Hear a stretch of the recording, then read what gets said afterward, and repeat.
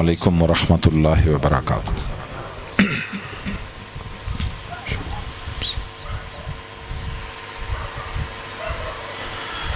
نحمدہ ونصلی ونسلم علی سیدنا و مولانا محمد رسولہ النبی الامین الکریم الرؤوف الرحیم، اما بعد فاعوذ باللہ من الشیطان الرجیم، بسم اللہ الرحمن الرحیم۔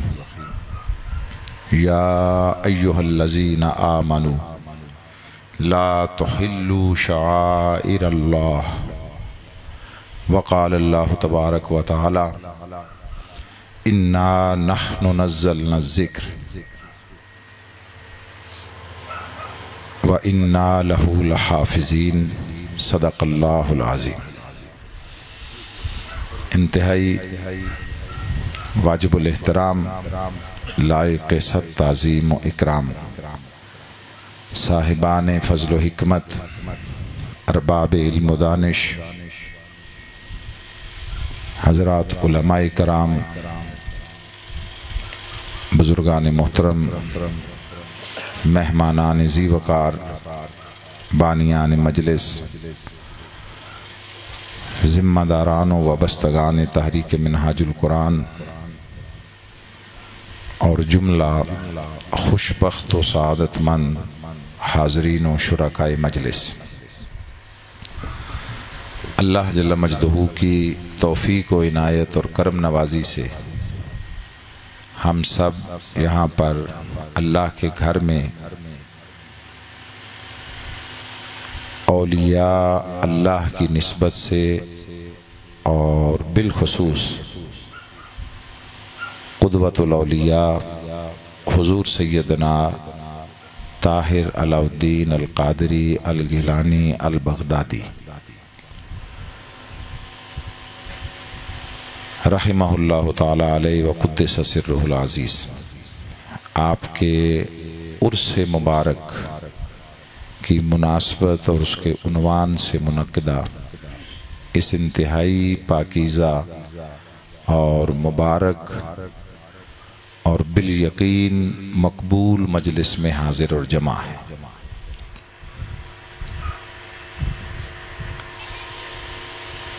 میری خوش بختی ہے کہ مجھے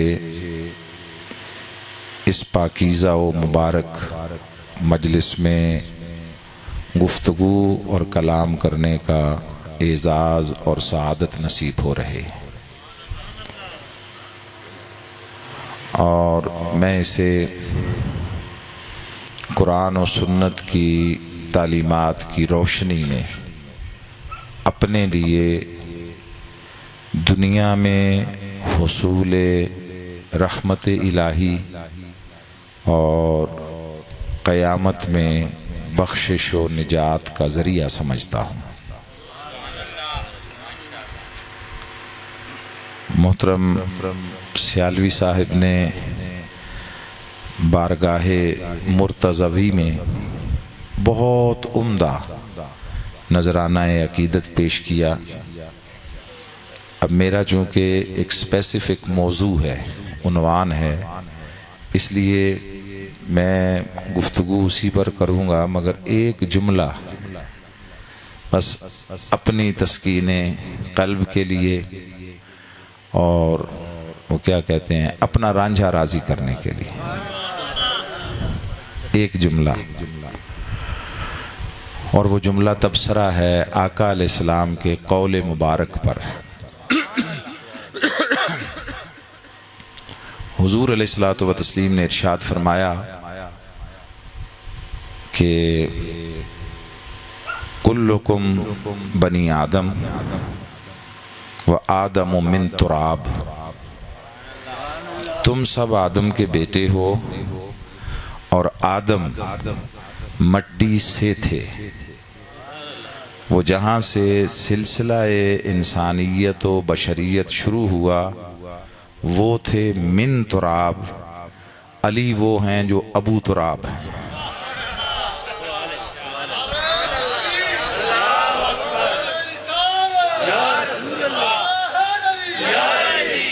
اور یہ ابو تراب کا لقب بھی اسی زبان سے ہے جس زبان سے یہ اعلان ہوا کہ وَآدَمُ مِن تُرَاب۔ تو اللہ رب العزت یہ عقیدتیں، یہ نسبتیں اور یہ محبتیں ہمارے لیے دنیا و آخرت میں مقدر اور نصیب بھی بنا دے، اور ان کے فیض سے ہمارے ظاہر و باطن کو معمور اور مالا مال بھی فرما دے۔ قرآن مجید کے دو مختلف مقامات سے چند کلمات عنوان گفتگو کے طور پر تلاوت کیے ہیں۔ یہ ایک فکری نوعیت کی بتوفیق الہی گفتگو ہوگی۔ معروف معنوں میں جس طرح ہمارے ہاں بالعموم ایسے مواقع پر ہوتا ہے، یہ اس طرز اور نہج پر نہیں ہے، یعنی نہ تو میں کوئی عرس کی شرعی حیثیت پر گفتگو کرنے جا رہا ہوں، اور نہ ہی اصلاً کسی ذات و شخصیت پر، بلکہ قرآنی فکر کو ہم سمجھنے کی ایک کوشش کر رہے۔ اس کے لیے جو پہلا مقام تلاوت کیا گیا یہ سورہ مائدہ میں سے، جس میں اللہ رب العزت نے ارشاد فرمایا، یا ایھا الذین آمنوا، اے ایمان والو، لا تحلوا شعائر اللہ، شاعر اللہ کی، اور اس کا سادہ اردو میں ہم بالعموم جو ترجمہ پڑھتے سنتے ہیں وہ یہ ہے، شاعر اللہ، اللہ کی نشانیاں۔ اے ایمان والو، اللہ کی نشانیوں کی بے حرمتی نہ کرو۔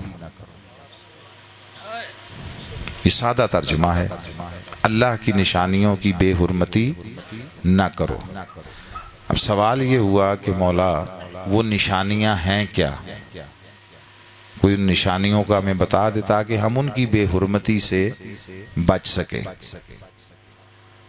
اب اس پر اسی آیہ مبارکہ میں آگے بھی کچھ بیان کیا، وہ بھی سن لیتے ہیں، اور دو مقامات اور ساتھ ملا لیتے ہیں۔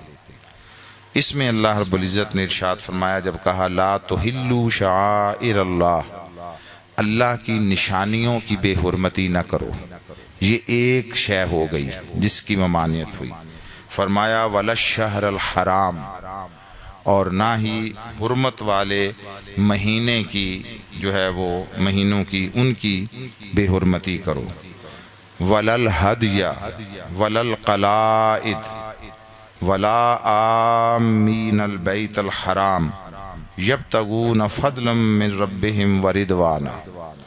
فرمایا اور نہ ہی حرم کعبہ کو بھیجے ہوئے قربانی کے جانوروں کی بے حرمتی کرو، اور نہ مکہ لائے جانے والے ان جانوروں کی جن کے گلوں میں، گردنوں میں وہ علامتی پٹے ہوں کہ یہ قربانی کے یا اللہ کے لیے منسوب اور وقف جانور ہیں، اور نہ حرمت والے گھر یعنی خانہ کعبہ کا قصد کر کے آنے والوں کے جان و مال اور عزت و آبرو کی بے حرمتی کرو، ان لوگوں کی بھی بے حرمتی نہ کرو، ان انسانوں کی بے حرمتی نہ کرو جو اللہ کے گھر کی زیارت اور حاضری اور طواف کا ارادہ لے کر آئے ہیں۔ اس آیہ مبارکہ میں جن جن چیزوں کی بے حرمتی سے منع کیا گیا وہ ایک الگ عنوان ہے شعائر اللہ، اس کی تفصیل بھی ہم قرآن مجید سے ہی انشاءاللہ العزیز لیں گے۔ دوسرا حرمت والے مہینے کی، جو مہینے بھی حرمت والے ہیں ان کی بے حرمتی نہ کرو، اور حرم کعبہ کو بھیجے ہوئے جانوروں کی، یعنی کوئی خود نہیں گیا، اس نے جانور بھیج دیا کہ یہ میری طرف سے وہاں ذبح کر دینا، قربانی کر دینا، ان جانوروں کی بھی، اور وہ جانور بھی جن کے گلے میں علامتی پٹے ہوں کہ یہ اللہ کے لیے وقف ہیں، اللہ کے لیے خاص ہو گئے، ان کو بھی، اور نہ ہی جو اس حرمت والے گھر کی زیارت کا ارادہ کر کے آنے والے لوگ اور انسان ہیں، افراد ہیں، بندے ہیں، ان کی بھی بے حرمتی نہ کرو۔ اس مقام پر یہ فرمایا۔ پھر سورہ بقرہ میں ارشاد فرمایا اب شعائر اللہ وہ کیا ہیں، ان کی تفصیل سن لیں۔ اللہ رب العزت نے کتابی ترتیب کے اعتبار سے پہلا مقام اس سورہ بقرہ میں ارشاد فرمایا کہ آؤ تمہیں بتاؤں شعائر اللہ کیا ہے۔ ان الصفا والمروۃ من شعائر اللہ۔ یہ جو پہاڑ ہے نا، پہاڑ چھوڑ، اب تو خیر پہاڑیاں رہ گئیں، پتھر رہ گئے نا، لیکن وہ جتنے بھی رہیں وہ علامتی چیز ہے۔ فرمایا یہ جو پتھر ہے نا، پتھر، یہ پہاڑ، یہ اللہ کی نشانیاں ہیں، اللہ کی نشانیاں ہیں۔ یعنی ہم اپنے پاس سے کوئی مرادی معنی نہیں نکال رہے ہیں کھینچ کر، وہ سیم وہی لفظ جو اللہ رب العزت نے قرآن مجید میں بیان کیے۔ تو شاعر اللہ میں ایک ہو گئے صفا و مروہ پہاڑ۔ دوسرا سورہ حج میں ارشاد فرمایا وَالْبُدْنَ جَعَلْنَاهَا لَكُم مِّن شَعَائِرِ اللَّهِ لَكُم فِيهَا خَيْرٌ۔ فرمایا یہ جو قربانی کے بڑے جانور ہیں، بڑے جانور جیسے اونٹ ہے، جیسے گائے ہے، فرمایا ان کو بھی ہم نے تمہارے لیے شاعر اللہ بنا دیا ہے، اللہ کی نشانیاں بنا دیا ہے، اور ان میں تمہارے لیے خیر ہے، ان میں تمہارے لیے بھلائی ہے۔ تو پتھر اور پہاڑ یہ شاعر اللہ ہو گئے، اللہ کی نشانیاں ہو گئے از روئے قرآن۔ جو بڑے جانور ہیں، بڑے جانور قربانی کے لیے خاص کیے ہوئے، وہ اللہ کی نشانیاں ہو گئے۔ اور فرمایا لا تحل، اور یہ اہل ایمان سے خطاب فرمایا ہے۔ یہ اصول بھی یاد رکھ لیں کہ رب ذوالجلال قرآن مجید میں کبھی ساری انسانیت کو خطاب فرماتے ہیں، کبھی اس میں سے ایک خاص طبقہ اہل ایمان ان سے خطاب فرماتے ہیں۔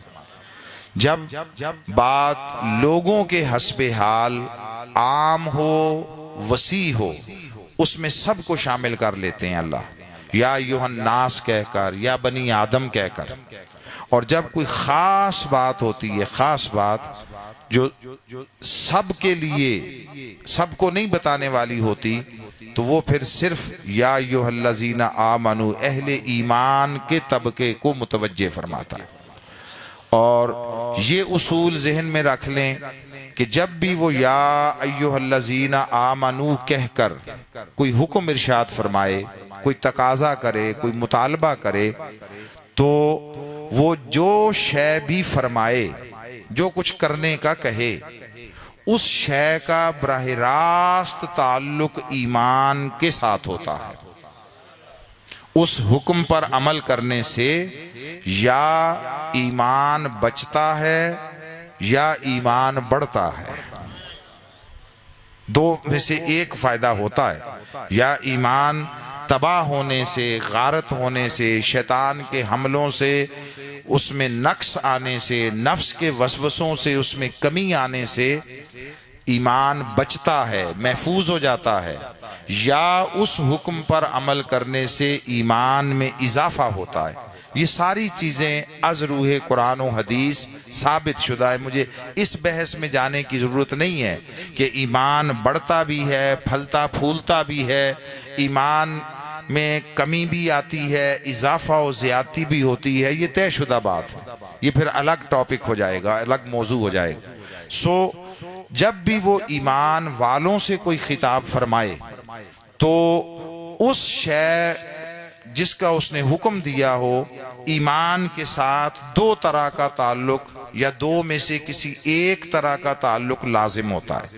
یا ایمان بچانے کے لیے وہ حکم پر عمل کام آتا ہے، یا ایمان بڑھانے کے لیے۔ اب یہ بات اگلی، یہ پورے قرآن مجید کا ایک اعتبار سے خلاصہ ہے جو میں آپ لوگوں کی خدمت میں پیش کر رہا ہوں۔ اگر اللہ رب العزت عمل کا حکم دیں، عمل کا، تو اس عمل کو اپنانے اور اختیار کرنے سے ایمان میں اضافہ ہوتا ہے۔ کسی بھی شے کا عمل کرنے والا ہو حکم دے تو اس پر عمل کرنے سے، اس شے کو اپنانے سے ایمان میں اضافہ ہوتا ہے۔ اور اگر اللہ اہل ایمان کو مخاطب ہو کر ادب کا حکم دیں، پہلا عمل میں نے کہا، عمل کا حکم دیں کوئی کام کرنے کا، تو اس سے ایمان میں اضافہ ہوتا ہے، اور اگر ادب کا حکم دیں تو اس سے ایمان کی حفاظت نصیب ہوتی ہے۔ ادب کو اختیار کریں، ادب کو اختیار کریں، یعنی میں جذباتی پیرائی میں بات نہیں کر رہا، بڑے تحمل سے کہ ذہنوں میں بیٹھ جائیں کوئی چیزیں اللہ کرے۔ ادب کو اختیار کرنے سے ایمان محفوظ ہوتا ہے، اور جس شے کے کرنے کا اللہ نے عمل کا حکم دیا اس کو اپنانے سے ایمان میں اضافہ ہوتا ہے۔ ادب ایمان بچانے کے کام آتا ہے، عمل ایمان بڑھانے کے کام آتا ہے۔ بچے گا، محفوظ ہوگا تو اس میں بڑھنے کا امکان ہے۔ آپ کے پلے کوئی سرمایہ کوئی شے ہو تو آپ اسے بزنس میں لگائیں تو بڑھے گا، پلے ہو ہی کچھ نہ، دھیلا نہ ہو تو پھر اس میں جب ہے ہی نہیں تو اضافہ کیسے ہوگا؟ اضافہ اسی میں ہوگا جس کا وجود قائم ہو۔ ادب ایمان بچانے کے کام آتا ہے، عمل ایمان بڑھانے کے کام آتا ہے۔ یہ ایک بنیادی میں نے مقدمہ پیش کیا، اب قرآن مجید سے ہم اس کی سند لے لیتے ہیں۔ سند اللہ رب العزت نے بہت سارے مقامات پر قرآن مجید میں ہمیں ان چیزوں کی طرف متوجہ کیا ہے۔ فرمایا، اور یہ بات بھی ساتھ ملا دوں کہ یہ جو فرمایا کہ شاعر اللہ کی نشانیوں کی بے حرمتی نہ کرو، تو جب بے حرمتی سے منع کر دیا، اور دوسری طرف فرمایا کہ یہ جو اللہ کی نشانیاں ہیں اگر ان کی تعظیم کرو، یہ لفظ بھی قرآن میں فرمایا وَمَن يُعَظِّمْ شَعَائِرَ اللَّهِ فَإِنَّهَا مِن تَقْوَى الْقُلُوبِ۔ لوگوں جو اللہ کی نشانیوں کی تعظیم کرے، ان کا ادب کرے۔ تعظیم آپ سارے اردو سمجھتے ہیں، کوئی لفظ آپ کے لیے نیا نہیں ہے۔ تعظیم کس کو کہتے ہیں؟ ادب کرنے کو، کسی کی توقیر کرنے کو، کسی کی عظمت کو قبول کرنا، اور اس عظمت کے اعتراف کے طور پر اپنے باطن کو جھکا دینا، اس کو تعظیم کہتے ہیں۔ فرمایا وَمَن يُعَظِّمْ شَعَائِرَ اللَّهِ فَإِنَّهَا مِن تَقْوَى الْقُلُوبِ۔ جو اللہ کی نشانیوں کی تعظیم کرے اس سے دلوں کا تقوی نصیب ہوتا ہے، اور تقوی پورے دین میں وہ واحد شے ہے جو اللہ کی بارگاہ میں بندے کے لیے حصول عزت کا باعث بنتا۔ اللہ کی بارگاہ سے جس شے کے ذریعے عزت ملتی ہے وہ کیا ہے؟ بولیے، تقوی۔ تقوی اس لیے فرمایا ان اکرمکم عند اللہ اتقاکم، تم میں سے اللہ کی بارگاہ میں زیادہ عزت والا وہ ہے جو زیادہ تقوی والا۔ جس کے پاس جتنا تقوی وہ اتنا زیادہ صاحب عزت۔ خدا کی بارگاہ سے عزت مال و دولت سے نہ نصیب ہوتی ہے نہ خریدی جا سکتی ہے۔ بارگاہ الوہیت سے کسی کو عزت اقتدار و حکومت اور سلطنت کی بنا پر نہیں ملتی، کسی کو شہرت اور ناموری کی بنا پر نہیں ملتی، کسی کو افرادی قوت یا جسمانی وجاہت کی بنا پر نہیں ملتی۔ یہ ساری چیزیں اگر کسی حد تک عزت کا باعث ہوں بھی تو دنیا اور اہل دنیا کے لیے ہیں۔ خدا کی بارگاہ سے عزت نصیب ہونے کا فقط ایک راستہ ہے یا ایک ذریعہ ہے، اور وہ ذریعہ ہے تقوی۔ تقوی، اور تقوی نصیب ہوتا ہے تعظیم کرنے سے۔ اب تعظیم کس کی؟ فرمایا شاعر اللہ کی نشانیوں کی تعظیم کرو۔ نشانیاں کیا ہیں؟ نشانیاں کیا ہیں؟ میں نے بتا دیا، نشانیاں ہیں پہاڑ، نشانیاں ہیں پتھر، اور آپ کا علاقہ بھی پہاڑی ہے. میں اگر سادہ زبان میں کہوں نشانیاں کیا ہیں، ایک فرمایا نشانیاں یہ وٹے ہیں. کیا ہیں؟ وٹے ہیں، پتھر ہیں. دوسری نشانی کیا ہے؟ فرمایا وہ یہ جانور ہیں، اور جانور بھی جو بڑے جانور ہیں، بڑے جانور. ٹھیک ہے. عام طور پر انسانی معاشرے میں، عام طور پر گھروں میں انفرادی سطح پر جو جانور جو زیادہ آپ کی توجہ کا باعث بنتے ہیں وہ چھوٹے ہوتے ہیں. وہ بکری ہو گیا، بکرا ہو گیا، وہ دمبا ہو گیا، چھترا ہو گیا، یہ والے جانور ہوتے ہیں جو زیادہ گھروں میں آپ کی توجہ اور محبت کو اپنی طرف مائل کرتے ہیں. اللہ رب العزت نے ان کو نہیں قرار دیا. والبدنا، جو بڑے جانور ہیں، بڑے جانور، ان کی طرف طبیعتیں کم مائل ہوتی ہیں. وہ جن کی طرف طبیعتیں کم مائل ہوتی ہیں، ان جانوروں کو اگر وہ اللہ سے منسوب ہو جائیں، اگر وہ قربانی کے لیے مخصوص ہو جائیں، اگر وہ اللہ کے نام کے ساتھ جڑ جائیں، تو فرمایا جن کی طرف تمہاری توجہ نہیں جاتی، اگر انہیں ہماری نسبت مل جائے وہ بھی ہماری نشانیاں بن جاتے. ان کی بھی تعظیم کرو.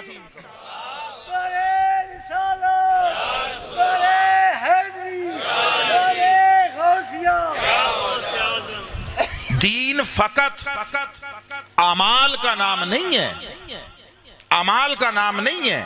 دین فقط چند ایکٹیویٹیز اور سرگرمیوں کا نام نہیں ہے. دین جس ایمان سے جنم لیتا ہے، وہ ایمان اپنے وجود میں اپنے آپ کو قائم رکھنے کے لیے جس شے کا محتاج ہے، وہ شے عمل نہیں ہے، ادب ہے، وہ تعظیم ہے. لوگوں نے دین کو غلط انٹرپریٹ کیا اور انہوں نے سمجھا کہ شاید دین صرف ان چیزوں کا نام ہے کہ دو چار ایکٹیویٹیز ہیں، ایکٹیویٹیز، سرگرمیاں. وہ نماز ہے، وہ روزہ ہے، وہ حج ہے، وہ زکوٰۃ ہے. ان ایکٹیویٹیز کا نام دین نہیں ہے. یہ ساری چیزیں، ان میں سے کوئی شے خود مقصود نہیں ہے، مقصود کو پانے کا ذریعہ ہے.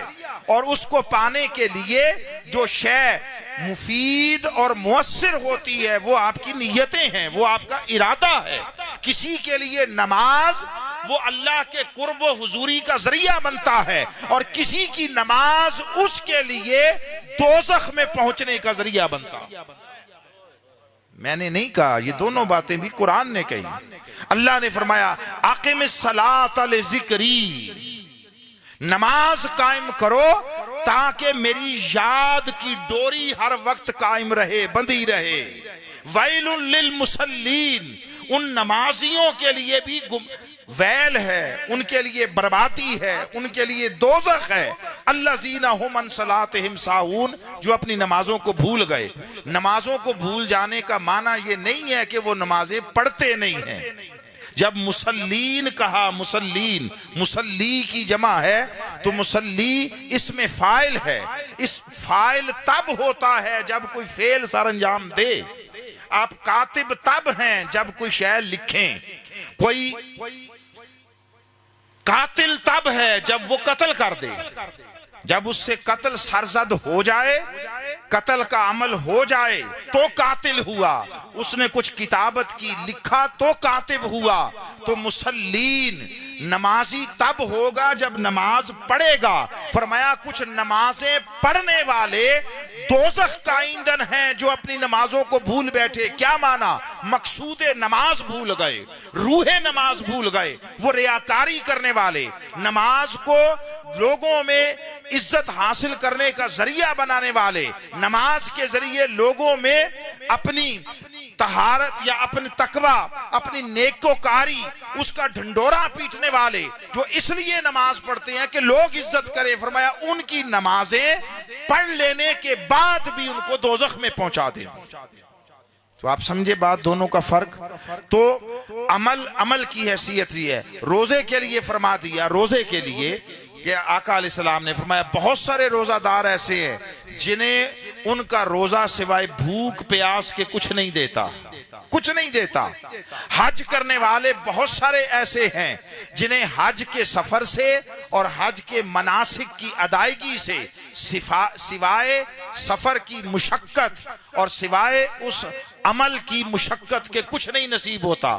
زکوٰۃ دینے والے بہت سارے ایسے ہیں جن کی زکوٰۃ ان کے لیے اللہ کی بارگاہ سے لائق اجر نہیں ہوتی کہ وہ دکھاوے کے لیے دیتے ہیں، لوگوں سے احترام پانے کے لیے، لوگوں کو اپنے سامنے ان کی نظریں جھکی دیکھنے کے لیے جب اس نیت سے کرتے ہیں تو یہ سارے عمل رائگاں ہیں۔ لوگوں عمل ہر ایک اس میں رد کا امکان ہے، تعظیم میں رد کا امکان نہیں ہے، اس لیے کہ تعظیم عمل کا نام ہے ہی نہیں، تعظیم دل کی حالت اور کیفیت کا نام ہے، تعظیم من کے حال کا نام ہے۔ جو جتنا زیادہ تعظیم کرنے والا ہوگا اتنا اللہ کی بارگاہ میں تقوی پانے والا ہوگا۔ تقوی، وہ تقوی جس سے اللہ کی بارگاہ میں عزت نصیب ہوتی ہے، وہ یہ جو 4 ایکٹیویٹیز ہیں، 4 ایکٹیویٹیز، نماز، روزہ، حج، زکوٰۃ، اسلام کی بنیاد آقا علیہ السلام نے فرمایا نا 5 چیزوں پر ہے، یہ 5 ستون ہیں، ان میں سے جو پہلا ہے شہادت توحید و رسالت، یہ ایک دفعہ ساری زندگی کے لیے کافی ہے۔ اس کو روٹین میں اپنانے کے لیے نہیں کہا کہ ہر روز صبح اٹھ کر شہادت توحید و رسالت دو گے تو تمہارا ایمان گویا رینیو ہو جائے گا، یہ رینیول کے لیے نہیں ہے، اس کو ویسے بہت ساری باتوں میں شامل کر دیا، مگر جو روٹین میں پریکٹس میں لائی جانے والی چیزیں ہیں وہ 4 ہیں، نماز، روزہ، حج اور زکوٰۃ۔ یہ اس میں پھر روزے کی فضیلت یہ ہے کہ حضور علیہ الصلوۃ والتسلیم نے خبر دی کہ اللہ فرماتا ہے کہ الصوم لی وانا اجزا بہی یا انا اجزی بہی، جو بھی اس کا اعراب پڑھے، روزہ میرے لیے ہے اور میں ہی اس کی جزا دوں گا، یا فرمایا روزہ میرے لیے ہے میں خود اس کی جزا ہوں، مگر وہ جو بھی اس کی جزا ہے، خواہ اجر کی صورت میں خواہ اس کے قرب کی صورت میں، وہ روزہ دار کی داخلی کیفیت اور قلبی حالت کے مطابق ہوگی۔ قرآن میں فرماتا ہے لوگوں تم پر روزے پہلوں کی طرح اس لیے فرض کیے گئے لعلکم تتقون، تاکہ شاید تمہیں تقوی مل جائے۔ یہ جو لعلہ ہے یہ امکان کو ظاہر کرتا ہے، امکان کو، اس میں قطعیت نہیں ہے، اس میں حتمیت نہیں ہے، اس میں رسوخ و یقین نہیں ہے۔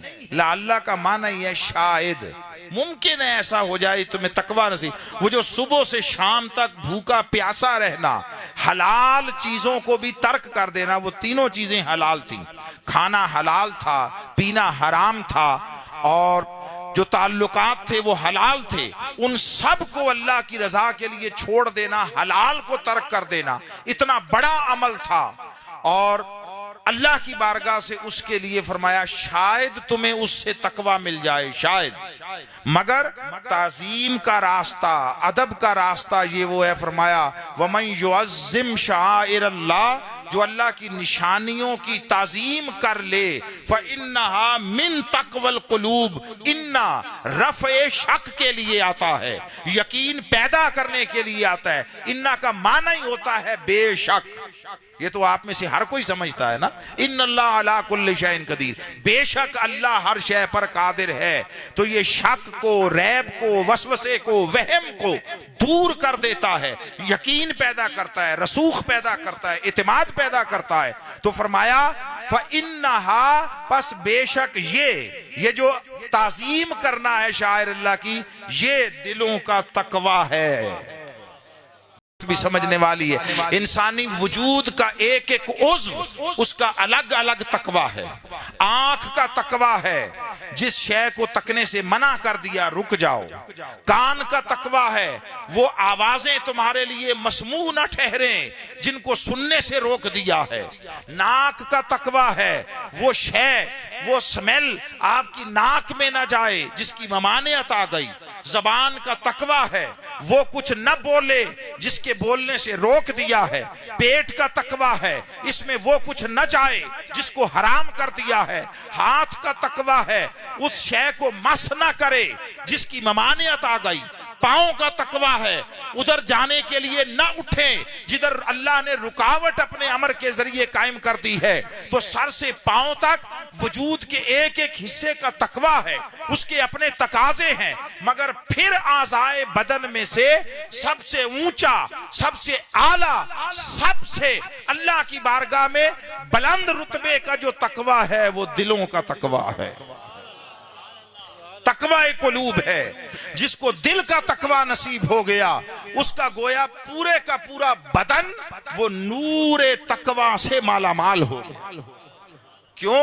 آقا علیہ السلام نے فرمایا کہ سنو، انسانی جسم میں ایک لوتھڑا ہے گوشت کا، ایک لوتھڑا ہے، اگر وہ صحیح ہو جائے تو سارا جسم صحیح اور درست ہو جاتا ہے، اگر وہ فساد کا شکار ہو جائے، خرابی آ جائے تو اس خرابی کا اثر پورے جسم پر آتا ہے۔ فرمایا خبردار ہو جاؤ، وہ لوتھڑا جس کا اثر پورے وجود انسانی پر وہ چڑھ جاتا ہے رنگ کے طریق پر، وہ لوتھڑا دل ہے، دل ہے۔ اس لیے کہ دل ارادے کا محل ہے، دل ارادہ کرتا ہے تو باقی اعضائے بدن اس ارادے کی تکمیل کے لیے کارکن بن کر کام کرتے ہیں۔ کارکن، دل ارادہ کرتا ہے تو پاؤں چل پڑتے ہیں، ہاتھ کچھ کرنے لگ جاتے ہیں، آنکھیں نگاہ کسی جگہ پر مرکوز ہو جاتی ہے، کان کسی طرف متوجہ ہو جاتے ہیں۔ پورے کا پورا وجود انسانی وہ دل کے تابع ہوتا ہے۔ سائنس بھی کہتی ہے کہ یہ جو پمپنگ کرتا ہے بلڈ کی، خون کی، اس سے دماغ سے لے کر پاؤں کے ناخنوں تک وہ پورے جسم کے ایک ایک خلیے، ایک ایک سیل کی زندگی قائم ہوتی ہے۔ تو گویا دل وہ مرکز وجود انسانی ہے۔ اللہ فرماتا ہے لوگو روزہ رکھو۔ روزہ بنیادی طور پر پیٹ سے شروع ہوتا ہے نا، پیٹ سے، کہ اس میں کھانا پینا چھوٹ گیا، تو فرمایا روزہ رکھو شاید تقوی ملے۔ کس کو ملے گا؟ پیٹ کو ملے گا۔ فرمایا تعظیم کر لو، تقوی ملے گا۔ وہاں شاید ملے، ممکن ہے ملے، تعظیم کے راستے پر چلو، یقینی بھی ملے گا اور دلوں کا تقوی بھی ملے گا۔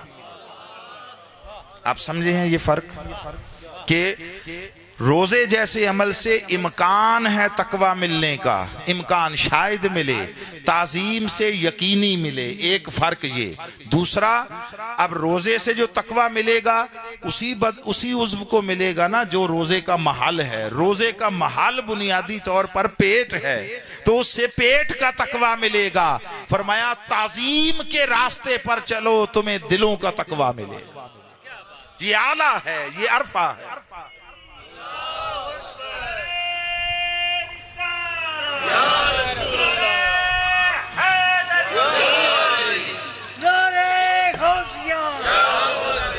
تو فرمایا اس سے تقوی ملے گا، فَإِنَّهَا، میں نے بتا دیا کہ بے شک یعنی یقینی ملے گا۔ اچھا، اب یہ جو ملے گا یہ عمومی تعظیم ہے شاعر اللہ کی، یہ پہاڑوں، اور پھر اہم بات یہ ہے کہ وہ جن پہاڑوں کو شاعر اللہ قرار دے کر وہ ان کی تعظیم کرنے کا تقاضا کر رہا ہے، مجھے دین میں قرآن و سنت کے کل ذخیرے میں ان پہاڑوں کا اپنا کوئی عمل یا اپنی کوئی تاریخی اہمیت بتا دیں کہ ان پہاڑوں کی تاریخی اہمیت یہ ہے۔ اس سے کبھی خانہ کعبہ یا مکہ کو دفاع کا کام انہوں نے کیا تھا، اس کے یہ قائم تھے، دشمن آئے تھے تو ان پہاڑوں کے ہونے کی وجہ سے دفاعی حصار بن گئے اور کعبے تک نہیں پہنچ سکے تھے یا مکہ تک نہیں پہنچ سکے تھے۔ ان کا کوئی اپنا عمل، یہ ان کا اپنا کوئی عمل نہیں، یہ روئے زمین کے ان سارے دوسرے پہاڑوں کی مانند ہی ہیں۔ تو مولا ان کو اپنی نشانیاں کیوں بنایا؟ فرمایا اس لیے بنایا کہ میری ایک محبوب بندی اپنے بیٹے کی ذاتی ضرورت جسمانی کو پورا کرنے کے لیے تلاش میں دوڑی تھی.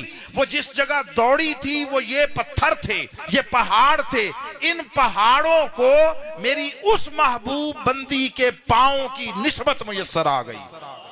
سادہ بات. وہ جو حضرت ہاجرہ دوڑی تھی وہ تبلیغ دین کے لیے نہیں دوڑی تھی، وہ تعلیم دین کے کسی پروسیس میں نہیں تھی کہ کوئی ادھر کلاس تھی کوئی ادھر کلاس تھی، کوئی ادھر جا کر عقائد پڑھا رہی تھی، ادھر جا کر کوئی اور دین کا مسئلہ سمجھا رہی تھی. وہ دوڑی تھی اپنے بیٹے، اپنے حقیقی ذاتی بیٹے کی ضرورت کو پورا کرنے کے لیے. اور وہ بیٹا وہ اللہ کا محبوب اور رسول تھا. اس بندی کی اہمیت یہ تھی کہ وہ ایک اللہ کے نبی کی بیوی تھی، ایک اللہ کے نبی کی ماں تھی. اس کی اپنی حیثیت ذاتی یہ تھی کہ ایک نبی کی بیوی تھی، ایک نبی کی ماں تھی. اور وہ جو وہاں دوڑی تھی وہ دوڑی اپنے بیٹے کی جسمانی ضرورت کو پورا کرنے کے لیے، اس کی بے چینی دور کرنے کے لیے. تو فرمایا وہ جس کی ضرورت پوری کرنے کے لیے اپنی ممتا کے زیر اثر دوڑی تھی وہ میرا نبی تھا، میرا رسول تھا. اور نبی و رسول سارے اس کے اپنے اپنے درجے میں محبوب ہوتے ہیں. تو فرمایا وہ میرے محبوب بندے کی ذاتی جسمانی ضرورت پورا کرنے کے لیے تلاش میں دوڑی تھی. تو اس کے قدم جہاں لگ گئے تھے ان پہاڑوں کو بھی میں نے اپنی نشانیاں بنا دیا. نہ وہ اپنی ضرورت کے لیے دوڑی تھی، نہ وہ دین کے لیے دوڑی تھی. وہ دوڑی تھی اپنے بیٹے کی جسمانی ضرورت کو پورا کرنے کے لیے. یعنی آپ اندازہ کر لیں کہ بالواسطہ دور کا ایک تعلق بنا ہے. حضرت اسماعیل اس وقت صفا و مروہ اور اس کے دامن میں کہیں نہیں تھے، وہ نیچے تھے جہاں آب زمزم ہے. وہ وہاں پر تھے جہاں کنواں ہے آب زمزم کا. وہ صفا و مروہ کے کسی حصے پر نہیں تھے، وہ وہاں تھے جس کی ضرورت پوری کرنے کے لیے وہ تلاش آب میں، تلاش ماں میں دوڑی تھی. تو وہ جو بے چین تھے اللہ کے نبی، یہ ان کی ماں تھی. ان کے لیے پانی کی تلاش میں ان پتھروں پر دوڑی. فرمایا ان کو بھی ہم نے نشانیاں بنا دی. ضمناً ایک بات آگئی ذاتی جو ہے وہ ایک تجربے اور زندگی کا ایک واقعہ. ہم عمرہ کرنے گئے، ہمارے ساتھ خواتین بھی تھی. تو ہم وہ جو جہاں جس پہاڑ پر غار حرا ہے جسے آپ کہتے ہیں جبل نور، ہم اس کی زیارت کے لیے چلے گئے. کہ اوپر تو نہیں جا سکتے لیکن چلو نیچے کھڑے ہو کر دیکھ تو لیں نا، دیکھ تو لیں. کیا خبر اس کو کیا بات بھا جائے، کیا بات بھا جائے.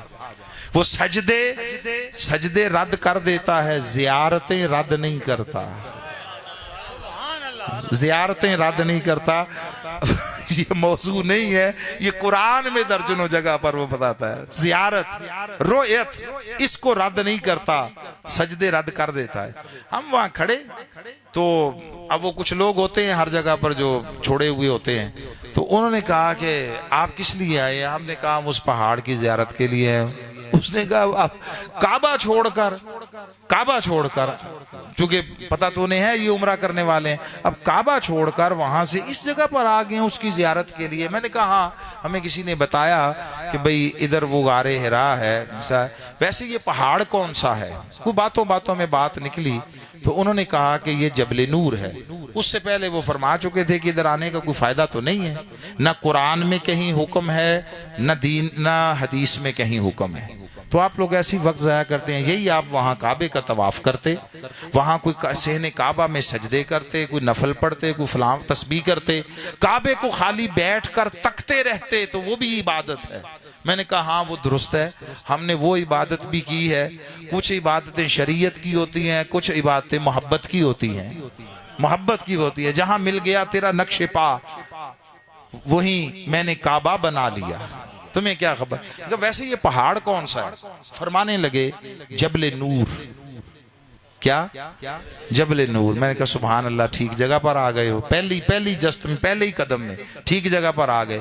میں نے کہا اس میں سے رات کو روشنی، نور، لائٹ نکلتی ہے اس کے پتھروں میں سے؟ میں نے کہا نہیں ایسی نہیں ہے۔ تو میں نے کہا بھائی جبل نور کیوں کہے؟ نور کا معنی تو روشنی ہے، روشنی۔ بھئی انگلش میں آپ لائٹ کہہ دیتے ہیں، اردو میں روشنی کہہ دیتے ہیں، عربی میں نور کہہ دیتے ہیں، یہی ہے نا۔ تو میں نے کہا اس میں سے کوئی رات کو روشنی نکلتی ہے، لائٹ نکلتی ہے؟ انہوں نے کہا نہیں۔ آپ کو نہیں معلوم ہے؟ کہ نہیں مجھے نہیں معلوم۔ کیوں کہتے ہیں ایسے جبل نور؟ اس نے کہا کہ اس پہاڑ پر رسول اللہ صلی اللہ علیہ وآلہ وسلم پر جو ہے وہ وحی اتری تھی پہلی۔ میں نے کہا نہیں، پہاڑ پر اتری تھی یا حضور پر اتری تھی؟ وہی کس پر اتری تھی؟ اس نے کہا نہیں، وہی حضور پر اتری تھی۔ میں نے کہا سبحان اللہ، سبحان اللہ۔ آپ کے صدقے جاؤں، آپ کے صدقے جاؤں کہ اس پہاڑ پر وہی نہیں اتری، وہی اتری تھی رسول پر، اور وہ تھی کل 5 آیتیں، 19 الفاظ ہیں ٹوٹل۔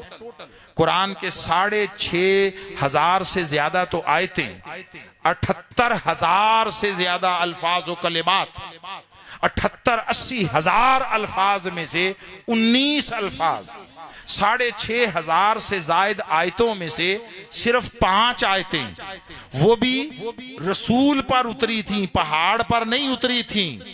اس پہاڑ کی خاصیت یہ ہے کہ اس پہاڑ پر موجود اس غار میں مصطفیٰ تھے، تو وہی اتری مصطفیٰ پر، آیات الہی اتری مصطفیٰ پر۔ تو جس پہاڑ پر بیٹھے تھے اس پہاڑ پر بیٹھنے کے دوران اتری وہ 5 آیتیں، یہاں پر صرف 5 آیتیں وہ بھی مصطفیٰ پر اتری تھیں۔ اس پورے پہاڑ کو نور والا کہتے ہو جس پر پورا قرآن اترا ہے۔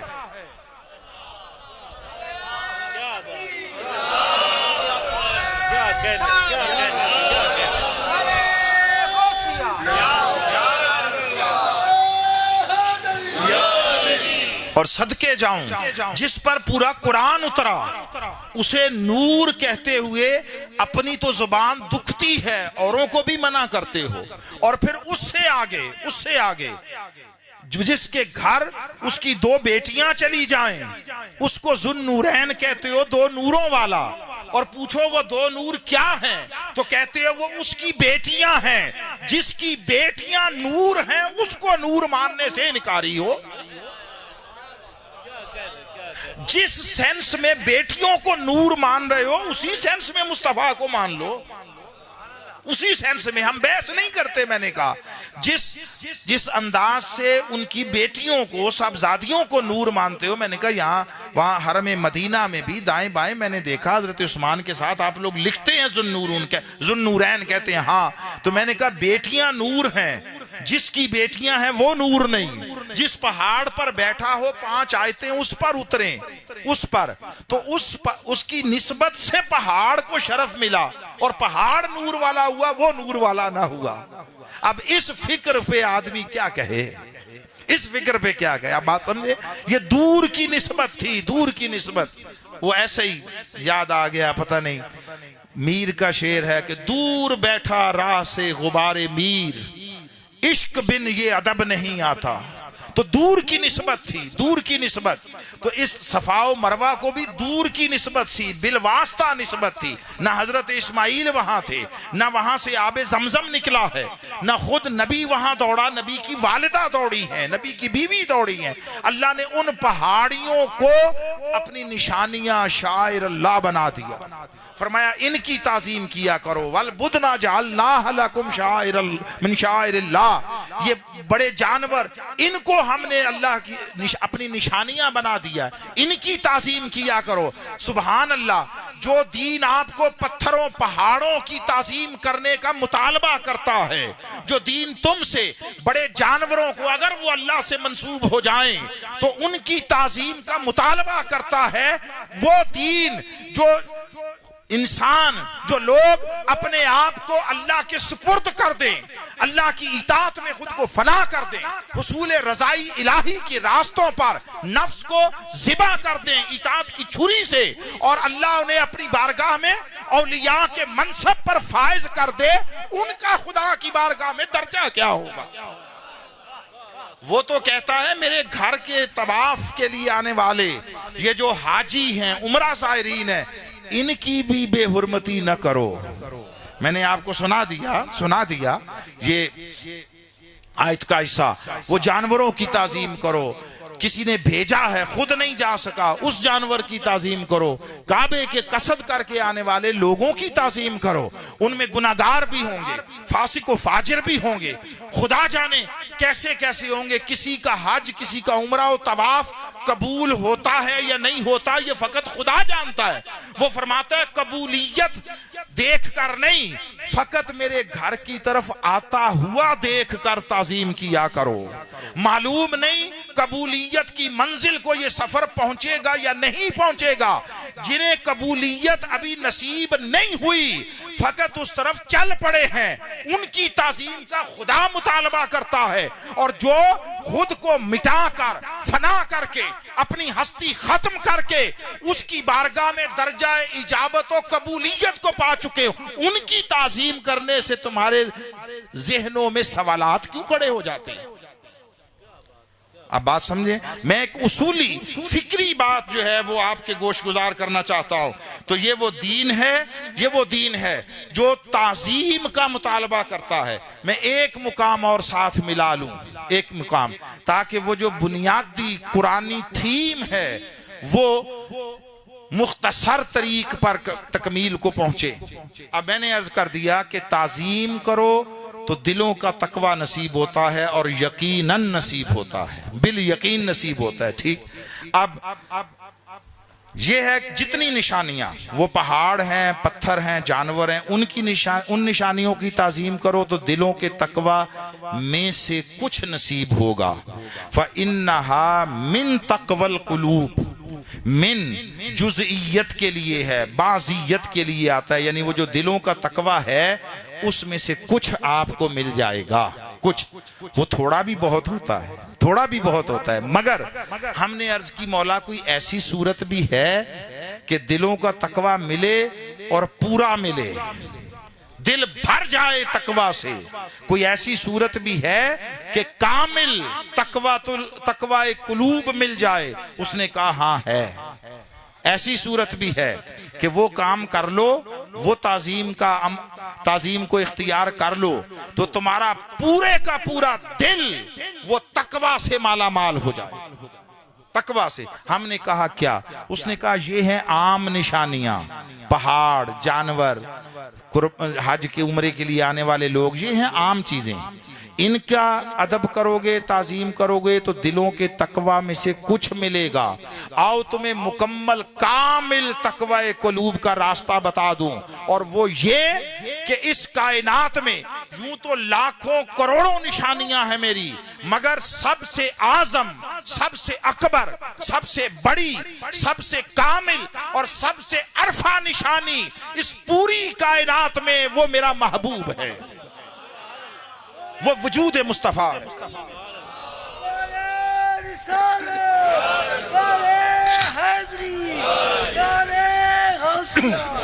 وہ وجود مصطفیٰ ہے۔ تو فرمایا ان پتھروں کی نشانی، پتھروں کی صورت میں نشانیوں کی تعظیم کرو، کچھ ملے گا، جانوروں کی صورت میں نشانیوں کی تعظیم کرو، کچھ ملے گا، مگر میرا مصطفیٰ اس کائنات میں میری سب سے بڑی نشانی، اور یاد رکھیے نشانی وہ اسے کہتے ہیں جو کسی کی طرف لے جائے، آپ کے دھیان کو، آپ کے خیال کو، آپ کی توجہ کو کسی کی طرف مبذول کر دے، کسی سے جوڑ دے۔ آپ کے پاس بھی اگر کوئی نشانی کسی کی ہو، جب سامنے آتی ہے تو ایمان سے کہ یہ دھیان ادھر جاتا ہے یا نہیں جاتا؟ آپ گھر میں اپنا کوئی پرانا بکسا کھولیں، اس میں کسی دوست یار کی تصویر نکل آئے، ایک نشانی ہے، اس نے کوئی رومال دیا، کوئی انگوٹھی دی، کوئی اور شے دی، کوئی کتاب دی، پین دیا، وہ پڑھا تھا، جو ہی سامنے آیا دھیان ادھر جائے گا یا میری طرف جائے گا؟ ادھر جائے گا، جس کی نشانی ہے۔ یہ نشانیاں ہیں اللہ کی، تو پہاڑ بھی اللہ کی طرف متوجہ کرنے والے، جانور بھی اللہ کی طرف متوجہ کرنے والے۔ تو فرمایا ان پر غور کرو گے تو دھیان ادھر آئے گا۔ آؤ تمہیں بتاؤں ایک نشانی ایسی ہے کہ اس کا تو خالی خیال آئے تو خیال میرے ساتھ جڑ جاتا، میری طرف مبذول ہو جاتا ہے۔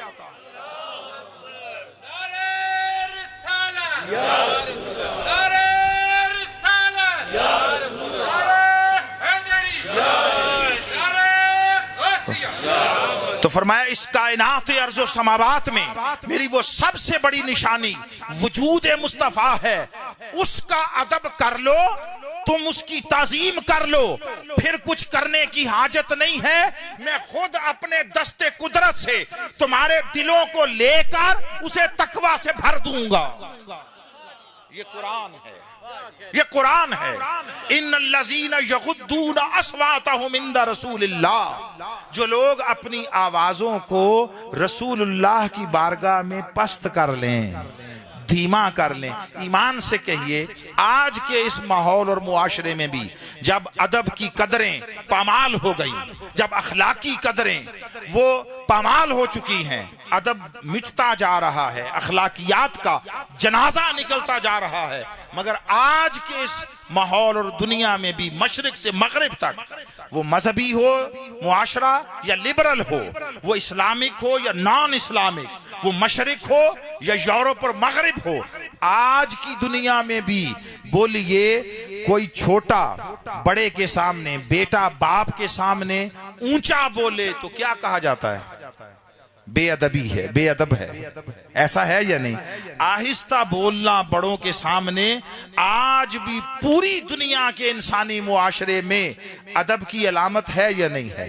تو وہ فرماتا ہے ان الذین یغضون اصواتهم عند رسول اللہ، جو میرے رسول کی بارگاہ میں اپنی آوازوں کو دھیما کر لیتے ہیں۔ کیا معنی؟ جو میرے محبوب کی بارگاہ میں ادب گزار بن جاتے ہیں، ادب کرنے والے بن جاتے ہیں۔ آواز کو دھیما کرنا فقط ایک سبب سے، اور وہ ہے ادب۔ کوئی چیخ کر بولے تو بے ادبی ہے۔ فرمایا جو ایسا کر لیں، میرے مصطفیٰ کا ادب کر لیں کہ وہ میری سب سے بڑی نشانی ہے، تو فرمایا اولئک الذین امتحن اللہ قلوبہم للتقوی، یہی وہ لوگ ہیں۔ یہ حصر کا انداز بیان ہے، اس کا معنی ہے یہی، ایک ہے یہ اور ایک ہے یہی، فرق سمجھتے ہیں؟ یہ کا معنی ہے اس کے لیے تو یہ بات ہے، اس بات اور کسی کے داخل ہونے پر ممانعت نہیں ہے، یہ بھی ہے اور بھی 100 ہو سکتے ہیں، مگر یہی کا معنی ہے صرف یہ اور کوئی نہیں۔ اولئک الذین امتحن اللہ قلوبہم للتقوی، یہی وہ لوگ ہیں جن کے دلوں کو اللہ نے تقوی کے لیے چن لیا ہے، پرکھ لیا ہے۔ امتحان کا مصدر ہے، امتحان کا۔ اولئک الذین امتحن اللہ للتقوی، یہی وہ لوگ ہیں جن کے دلوں کو اللہ نے تقوی کے لیے چن لیا۔ کیوں چن لیا؟ کہ یہ امتحان تقوی میں سے پاس ہو کر گزر گئے۔ اور تقوی کا امتحان کیا تھا؟ تقوی کا امتحان کوئی عمل نہیں تھا، تقوی کا امتحان فقط ایک ہے، کتنا ادب کرنے والے ہو، کتنا ادب۔ جو جتنا ادب کرنے والا ہے اتنا اسے اللہ کی بارگاہ سے تقوی۔ فرمایا میں خود ان کے دلوں کو اپنے دست قدرت سے چن کر اور اس امتحان سے گزرنے کے بعد انہیں لے کر اپنے امر قدرت کے ذریعے نور تقوی سے بھر دوں گا، مالا مال کر ڈالوں گا۔ تو یہ تقوی اللہ کی بارگاہ میں نصیب ہوتا ہے تعظیم و ادب سے، تعظیم و ادب۔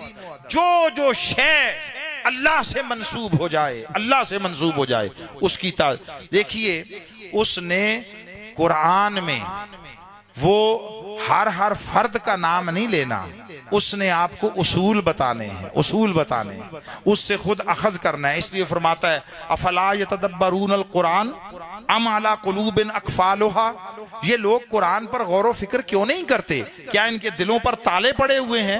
بھئی جب میں نے ادھر ایک حکم دیا، ادھر ایک حکم دیا، ادھر ایک حکم دیا، ان 3 سچویشنز میں، تو چوتھی سچویشن اگر ایسی ہوگی تو اس میں بھی حکم یہی ہوگا، حکم یہی ہوگا۔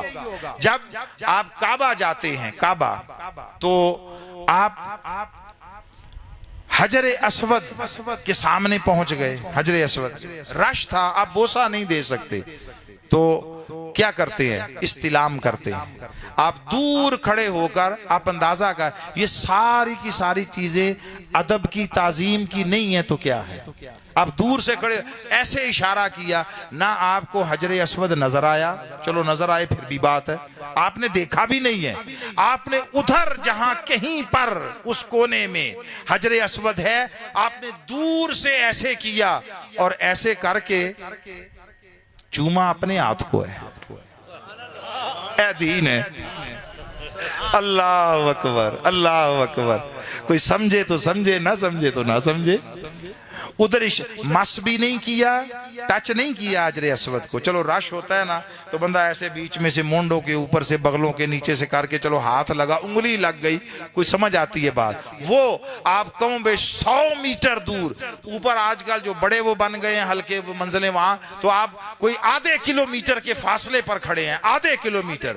آپ کو حجر اسود تو کیا، وہ جو باہر کا خول ہے پورا چاندی کا وہ بھی نظر نہیں آ رہا. آپ وہاں سے ایسے کر لیتے ہیں، چلو کر لیا، سلام ہو گیا. یہ کیا کرتے ہیں؟ یہ کیا کرتے ہیں؟ اس کی کوئی حیثیت ہے کہ نہیں ہے؟ یہ دین میں اس کا کوئی سٹیٹس ہے یا نہیں ہے؟ ارے وہاں ہے بھی وٹا، اللہ کی شان ہے، پتھر ہے، وٹا ہے، اس وٹے کی طرف خالی اشارہ کیا اور اشارہ کر کے چوم لیا. آپ اس کو عبادت بھی جانتے ہیں، آپ اس کو اللہ کی بارگاہ سے لائق اجر بھی جانتے ہیں. تو حجر اسود اس کی نسبت جنت سے ہے، جنت سے. میری بات سمجھے ہیں؟ اللہ سے نہیں ہے، جنت سے نسبت ہے. جنتی پتھر ہے وہ، جس کی نسبت جنت سے ہے اس کی طرف اپنے ہاتھ کا اشارہ کر کے واپس ہاتھ چوم لو. عبادت بھی ہو گئی، اجر و ثواب بھی ہو گیا.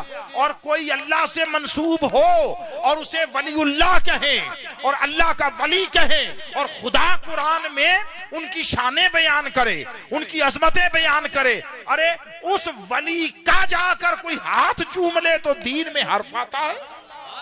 کیا بات ہے، کیا بات ہے، کیا بات ہے، زندہ بات ہے. نعرہ رسالت، نعرہ حیدری، نعرہ غوثیہ. دیکھیے کوئی پیمانہ ہو، ادھر فقط اشارہ کر کے اپنا ہاتھ چومیں تو دین سلامت. یہاں کوئی جا کر کسی اللہ والے کا ہاتھ چوم لے، اپنا نہیں. میں تو قائل ہوں کہ کسی کے ساتھ ہاتھ ملانا بھی نصیب ہو جائے تو اپنے ہاتھ بھی چوما کرو، اپنے ہاتھ بھی چوما کرو. آپ شاید ریکارڈ بھی کر رہے ہیں، میں ذمہ داری سے کہہ رہا ہوں، ذمہ داری سے. ہو اللہ والا، ہو اللہ والا، ہو ولی. ولایت کسی حلیے کا نام نہیں ہے، ولایت کسی شکل و صورت کا نام نہیں ہے، ولایت کسی خاندان اور قبیلے سے نسبت کا تعلق کا نام نہیں ہے. ولایت ایک رویہ ہے، ولایت ایک کردار ہے، ولایت ایک معیار اخلاق ہے، ولایت علامت شریعت ہے. ولایت اس کی محبت کا آدمی کے وجود پر اس طرح قبضہ جما لینا کہ کوئی اور تو کجا اپنا آپ بھی بھول جائے اور وہ بندہ اس کی اطاعت میں فنا ہو جائے. اس رویے کا نام ولایت ہے. کیا بات، کیا بات.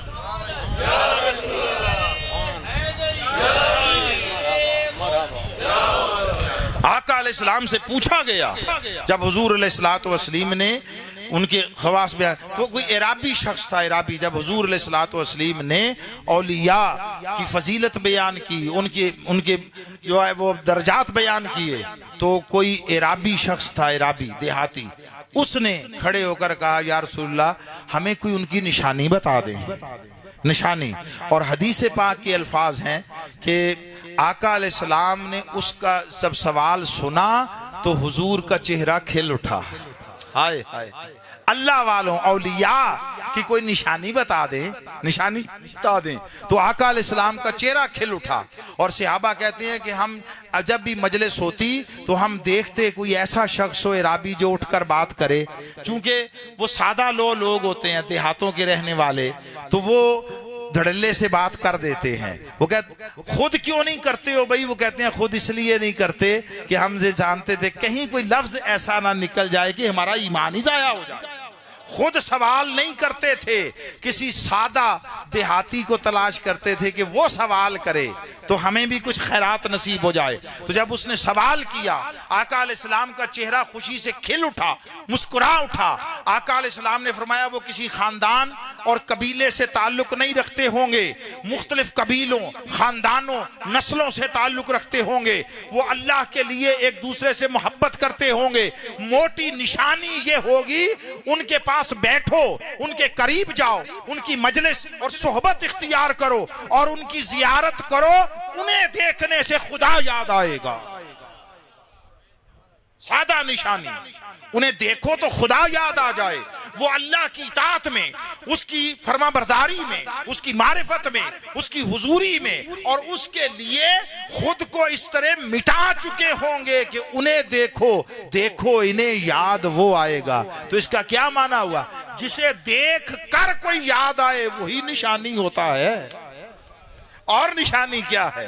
تو اولیاء اللہ وہ اس روئے زمین پر اللہ رب العزت کی جیتی جاگتی چلتی پھرتی فیض رساں نشانیاں ہیں۔ جانور اللہ کی نشانیاں ٹھہرے، از روئے قرآن انکار تو نہیں کیا جا سکتا، مگر وہ خود نہ فیض رساں ہے نہ اس طرح شعور رکھتا ہے۔ اچھا، اس لمحے تک وہ نہیں تھا شاعر اللہ میں سے، اس لمحے تک جب تک آپ نے اس کو منسوب نہیں کیا تھا، اس وقت تک نہیں تھا۔ جب آپ نے منسوب کر دیا اور خاص کر دیا کہ اب یہ قربانی کے لیے آج سے ہم نے خاص کر، جب آپ نے اس پر قربانی کا عنوان قائم کر دیا، منسوب کر دیا، تب وہ اللہ کی نشانی بنی۔ آپ سمجھ گئے بات؟ اچھا، وہ ایک ساتھ ایک باڑے کے جانور تھے، ایک باڑے کے، اس میں سے 10 آپ نے لے لیے، 100 تھے، 100 آپ نے 10 لیے اور ان کو قربانی کے لیے خاص کر دیا۔ یہ اللہ کی نشانیاں بن گئے، وہ 90 وہاں کے وہاں کھڑے۔ یہ اپنا عمل نہیں تھا ان کا، میری بات سمجھے ہیں؟ یہ اپنا عمل نہیں تھا جانوروں کا، یہ آپ کا عمل تھا جس نے ان کو اللہ کی نشانیاں بنا دیا۔ ارے جن کا اپنا عمل اللہ کی اطاعت و فرما برداری ہو، جو خود اللہ کی فرما برداری میں غرق ہو چکے ہو، فنا ہو چکے ہو، جن کی ایک ایک سانس ذکر الہی سے مزین اور معطر رہتی ہو، جو سوتے جاگتے اس کی رضا کے متلاشی ہوں، اور جو رضا الہی کی چھری سے ہر لمحہ ہر آن اپنی خواہشات نفسانی کو ذبح کر رہے ہو، اور انہوں نے اپنے عمل سے خود کو اللہ سے منسوب کیا ہو، ان کا اللہ کی بارگاہ میں مقام و مرتبہ اور اللہ کی نشانیاں ہونے کا درجہ کیا ہوگا؟ یہ بات سمجھنے والی ہے۔ سو اللہ رب العزت نے اس کائنات انسانی میں انسانوں کی ہدایت کے لیے ازل سے اہتمام کیا، ازل سے۔ پہلا انسان جو بھیجا اس کو بھی پیکر نبوت بنا کر بھیجا۔ بھٹکنے کا راستہ بعد میں پیدا ہوا، ہدایت کا راستہ اس نے پہلے قائم کیا ہے، پہلے قائم کیا۔ کوئی اگر شیطانی حملے کے زیر اثر بھٹک جائے تو اسے تلاش نہ کرنا پڑے اور نہ وہ براہ راست ادھر جاتا پھرے۔ یہ بات سمجھے آپ؟ اللہ نے اپنی طرف جانے والا، براہ راست اپنی طرف جانے والا کوئی راستہ کبھی بنایا ہی نہیں ہے، کوئی راستہ کبھی بنایا ہی نہیں۔ ایک ہوتا ہے کہ پہلے کوئی راستہ تھا، کوئی بند کر دیا، نہیں۔ جیسے آقا علیہ السلام نے فرمایا کہ مسجد نبوی میں کھلنے والے سب گھروں کے دروازے بند کر دیں سوائے باب علی کے، علی کے گھر کے سوا سارے راستے تھے نا پہلے، بند کر دیے۔ کوئی شخص طہارت کی حالت کے بغیر مسجد میں نہ آئے سوائے علی کے، تو باقیوں کا آنا اس وقت تک مشروع تھا، جائز تھا، مباح تھا۔ اب بند کر دیا، جس کے لیے قائم رکھا سو قائم رکھا، باقی اوروں کے لیے بند کر دیا۔ اللہ کی بارگاہ کی طرف براہ راست جانے والا کوئی راستہ کبھی اللہ نے بنایا ہی نہیں۔ اس نے ہمیشہ بالواسطہ پہلے انسان کو نبی بنا کر کیوں بھیجا؟ بھاگا آئے اس واسطے سے ہو کر آئے، اس راستے سے گزر کر آئے، اس لیے پہلے تو ہدایت کا وہاں سے سلسلہ شروع کیا، انبیاء بھیجتا رہا، تاجدار کائنات صلی اللہ علیہ وآلہ وسلم پر آ کر یہ سلسلہ اختتام پذیر ہوا۔ حضور کے وجود سے ہدایت کے چشمے آج بھی جاری ہیں، معرفت کے چشمے آج بھی جاری ہیں، مگر ظاہر کی دنیا میں یہ عالم اسباب ہے، اسباب کی دنیا میں ظاہر میں اس نے کچھ اہتمام کیے، کچھ سامان کیے تاکہ جو لوگ باطن تک رسائی نہیں رکھتے ان کے ظاہر کے ذریعے فیض ملتا رہے، ہدایت ملتی رہے۔ بات سمجھے؟ اس کے لیے میں نے یہ آیت یا یہ حصہ آیت تلاوت کیا۔ اس نے فرمایا اِنَّا نَحْنُ نَزَّلْنَا الذِّكْرَ وَإِنَّا لَهُ لَحَافِظُونَ، ہم نے اس قرآن کو، اس ذکر کو، اس دین کو، اس شریعت کو ہم نے نازل کیا، ہم ہی اس کی حفاظت کرنے والے ہیں۔ یہ بات سمجھنے والی ذمہ داری اس نے لے لی۔ اب یاد رکھیے، ایک ہے اس کی قدرت، ایک ہے اس کا نظام۔ قدرت اسباب سے ماورا ہے، نظام اسباب کے ساتھ منسلک ہے۔ اس کی قدرت کو کوئی اسباب ضرورت نہیں ہے۔ مثلا جیسے انسانی وجود کی پیدائش، اس کے لیے ماں باپ کی صورت میں مرد و عورت کا ہونا لازم ہے، یہ ہے اسباب کی دنیا میں نظام کا تقاضا۔ مگر اس نے دکھایا میں چاہوں تو مرد و عورت دونوں کے بغیر پیدا کر دوں جیسے آدم علیہ السلام کو کیا، میں چاہوں تنہا مرد سے بغیر عورت کے وجود عطا کر دوں جیسے حضرت حوا کو کیا، میں چاہوں بغیر مرد کے تنہا عورت سے پیدا کر دوں جیسے حضرت عیسیٰ کو کیا۔ تین صورتیں ممکن تھی، تینوں دکھا دیں، دونوں کے بغیر، اس کے بغیر، اس کے بغیر۔ یہ ہے اس کی قدرت۔ مگر یہ کائنات ارضی یہ اسباب کے ساتھ منسلک ہے، اسباب کے ساتھ۔ یہاں اس نے اسباب کا ایک پورا سلسلہ قائم کر دیا ہے، نظام اسباب کے ساتھ چلتا ہے، اسباب کے ساتھ۔ اب جب آقا دو جہاں صلی اللہ علیہ وآلہ وسلم کا وصال ہوا اور حضور ظاہر سے وہ باطن میں چلے گئے، تو ظاہر کی دنیا کو وہ فیض عطا کرنے کے لیے دین کا، شریعت کا، قرآن کا، مصطفیٰ کا، نبوت اور رسالت کا کوئی اسباب چاہیے تھے، وہ اللہ رب العزت نے قائم کیے۔ دو اسباب دین کی خاطر حفاظت کے آقا علیہ السلام کی حیات ظاہری میں قائم کیے، ایک اہل بیت کا تھا، ایک صحابہ کا تھا، دو اسباب وہ تھے۔ پھر وہ دور مکمل ہوا، اب قیامت تک چلنا تھا، تو اللہ نے بعد کے زمانوں کے لیے پھر دو اسباب پیدا فرمائے۔ دو اسباب حضور کی حیات ظاہری میں، ایک اہل بیت کا، ایک صحابہ کا۔ انبیاء ہوتے ہیں دین پہنچانے والے، فقط پہنچانا ذمہ داری ہوتا ہے۔ وما علینا الا البلاغ الا البلاغ المبین، یہ جو سورہ یاسین کی آیت ہے جو ہر مقرر اپنی گفتگو کے اختتام پر کہتا ہے، یہ اس کا معنی کہ ہمارے ذمہ صرف صاف صاف بین طور پر پہنچا دینا ہے۔ تو انبیاء کو پہنچانے والا بنایا، اس دین کی حفاظت کی ذمہ داری لی اللہ نے۔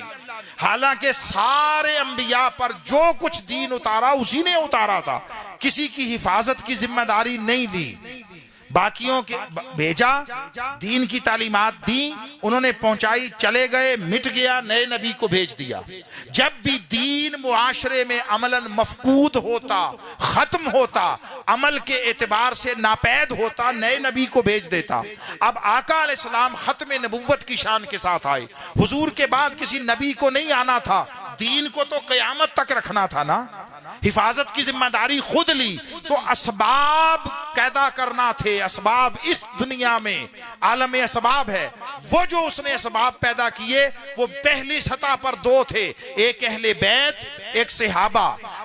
آقا اور نبی دین پہنچانے والے تھے، جو صحابہ تھے وہ دین پھیلانے والے بنائے، اہل بیت دین بچانے والے بنائے۔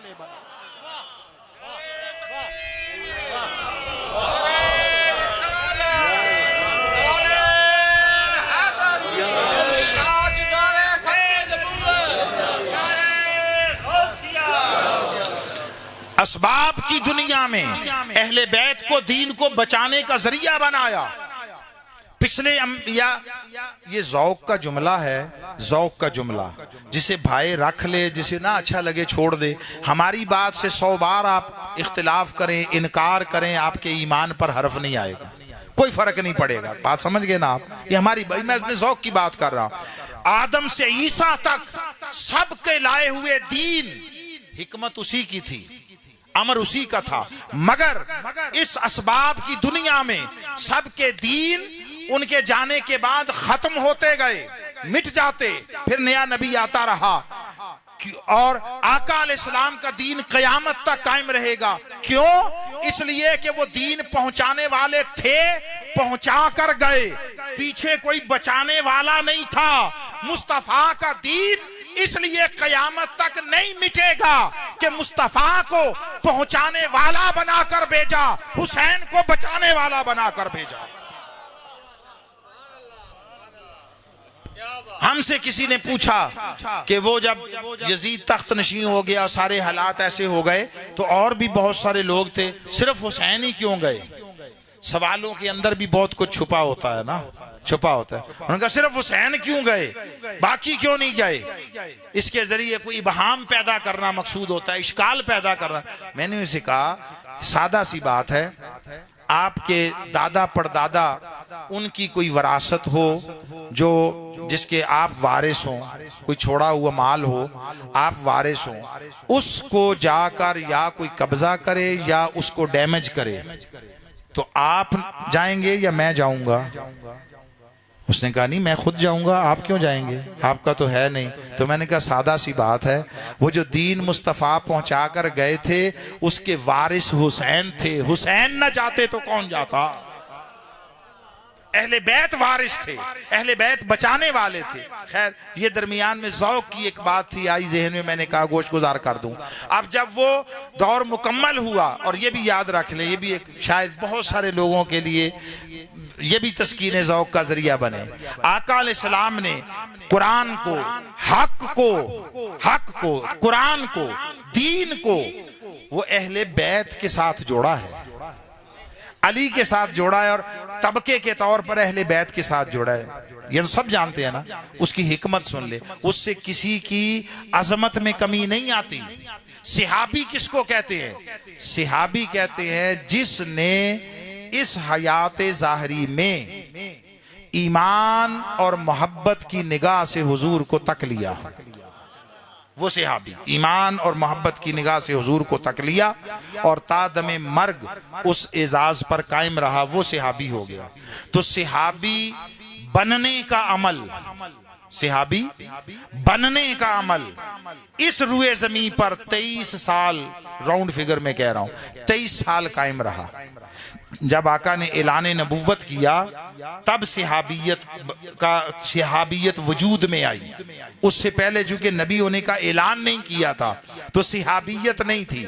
جب آقا نے اعلان نبوت فرمایا تو صحابی بننے کا پروسیس شروع ہوا. جو ایمان و محبت سے حضور کو تکتا جاتا صحابی ہوتا چلا جاتا. یہ پروسیس جاری رہا 23 برس. اب آقا حیات ظاہری سے پردہ فرما گئے. کئی صحابہ حضور کی زندگی میں شہید ہو گئے، فوت ہو گئے، دنیا سے چلے گئے. اب جوں آقا کے وصال کے بعد وقت گزرنے لگا تو صحابہ کی تعداد کم ہونے لگی. 2 سال گزرے، کم ہوئے، 5 سال گزرے اور کم ہوئے، 10-20 سال گزرے، تھوڑے تھوڑے رہ گئے، 50 سال یا 100 سال گزرا تو صحابی کوئی نہ رہا. ارے قرآن کو، دین کو اہل بیت کے ساتھ اس لیے جوڑا کہ اہل بیت ہونا وہ حضور کی رویت اور زیارت سے مشروط نہیں تھا، وہ حضور کی آل، نسل اور ذریت کا تعلق تھا. صحابہ نے 100 سال کے اندر اس طبقے نے دنیا سے ختم ہو جانا تھا.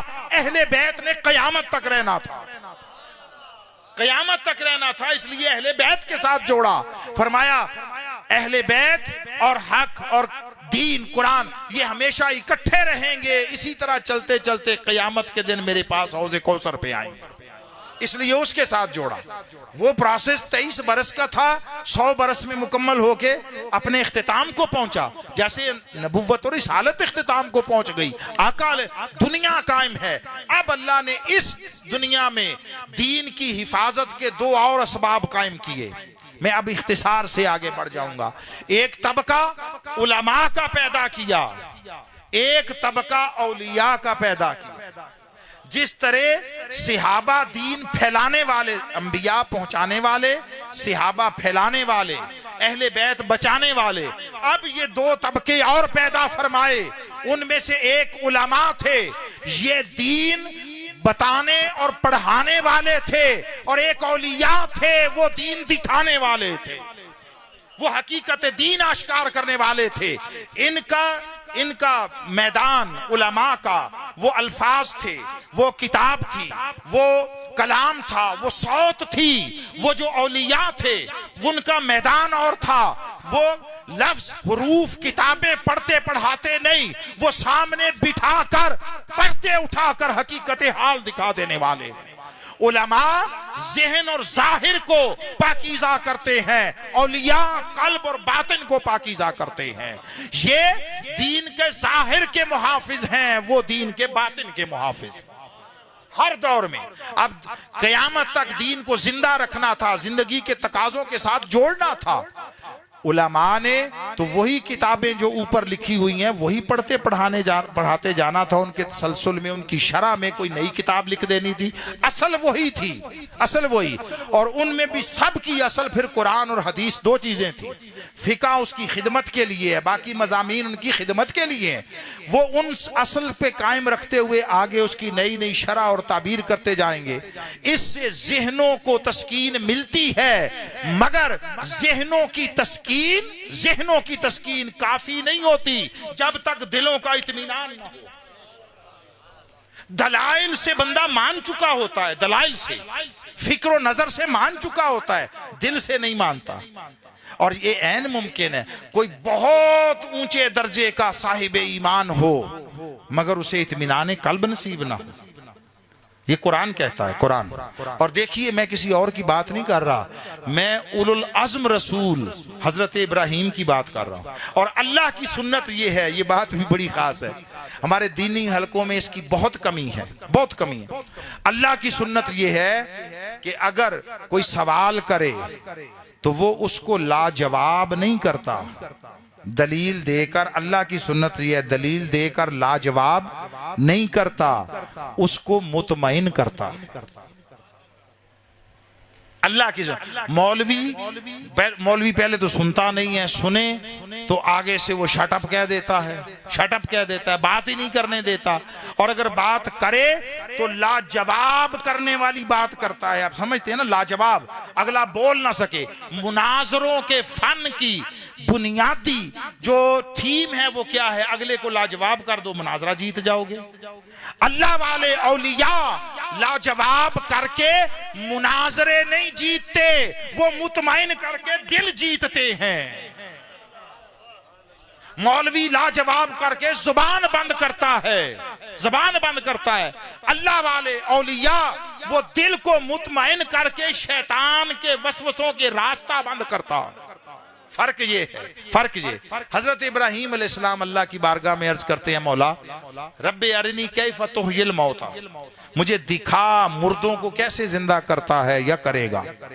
اللہ سے کہہ رہے ہیں، اولو العزم رسول ہے، اولو العزم جد الانبیاء ہے.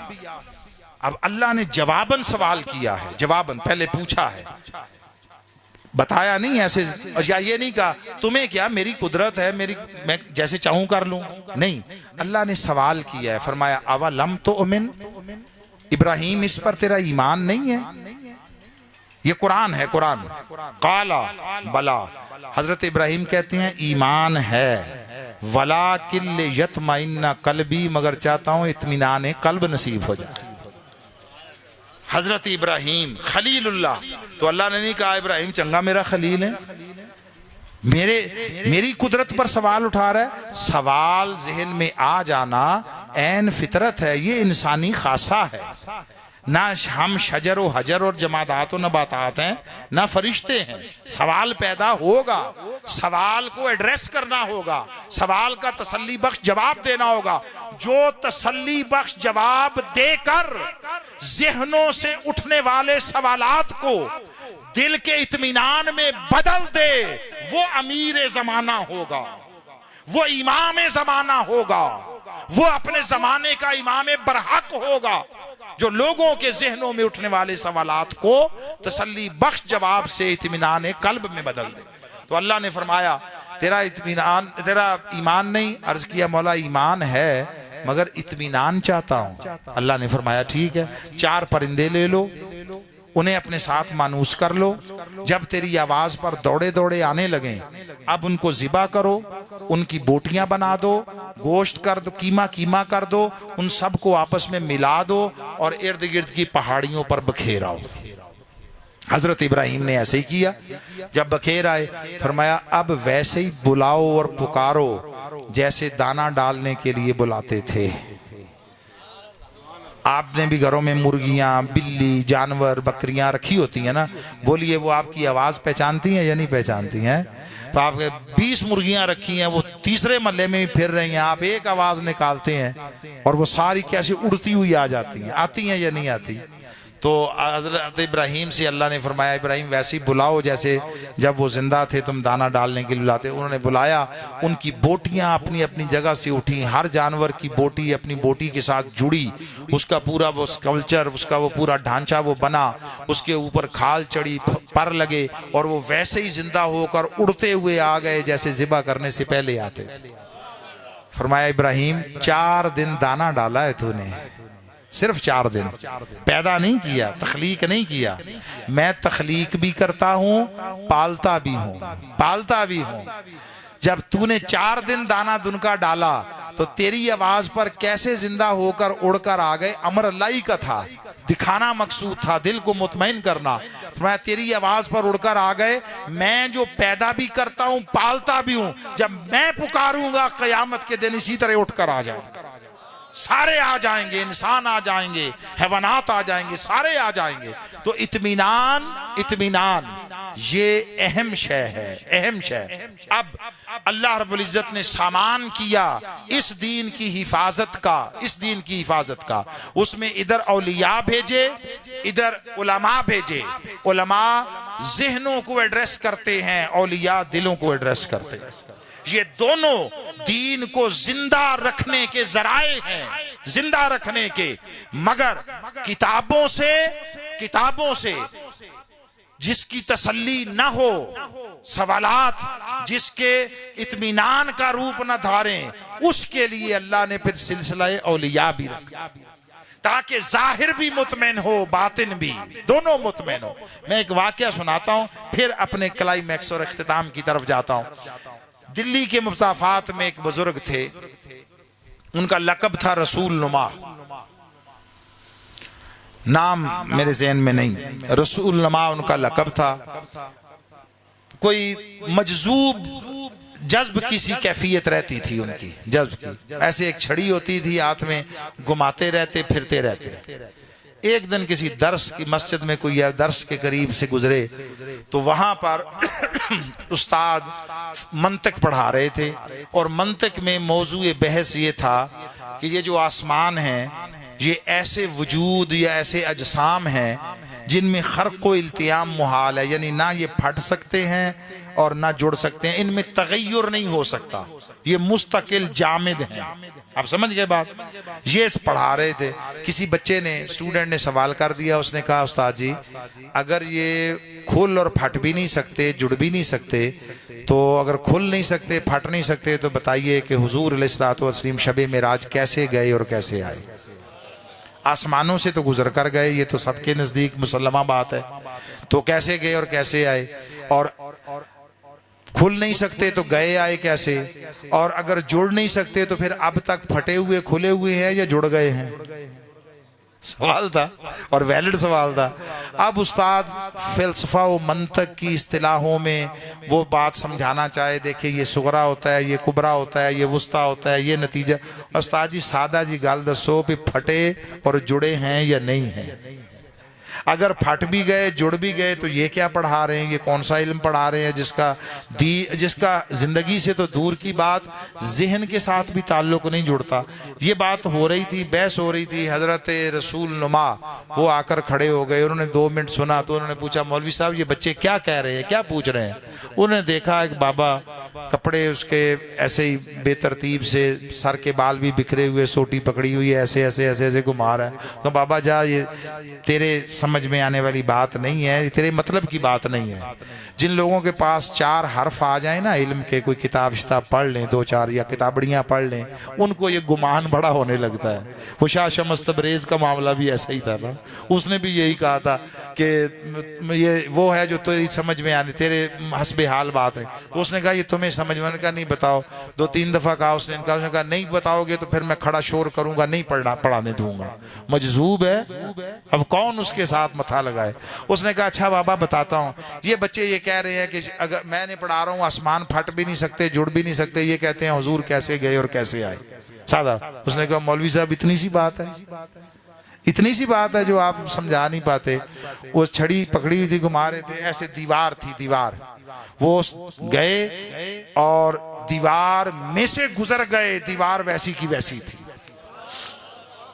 مولوی صاحب سٹوڈنٹس حیران, دیوار ویسی کی ویسی, یہ بابا کدھر گیا؟ یہ ابھی ہمارے ساتھ باتیں کر رہا تھا, ابھی پوچھ رہا تھا بابا کتنے گیا. نہ کوئی دراڑ آئی, نہ پھٹی, نہ جڑی, کچھ نہیں ہوا, گزر گئے.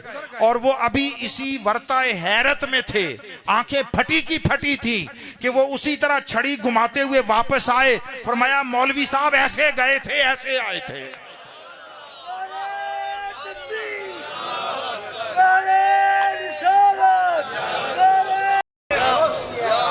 جہاں سارا فلسفہ و منطق, جہاں ساری علمی دلیلیں دھری کی دھری رہ جائیں, جہاں سارا علم وہ بے بس ہو جائے, اس سے آگے روحانیت و معرفت کی دنیا کی ابتدا ہوتی. جہاں اہل علم وہ بے بس ہو کر رک جائیں, ٹھٹک جائیں, اس سے آگے ولایت اور اولیاء کی دنیا شروع ہوتی. ہم اس بات کو خدا جانے کیوں جسٹیفائی نہیں کر پاتے. چونکہ ہم نے قرآن کا مطالعہ چھوڑ دیا ہے.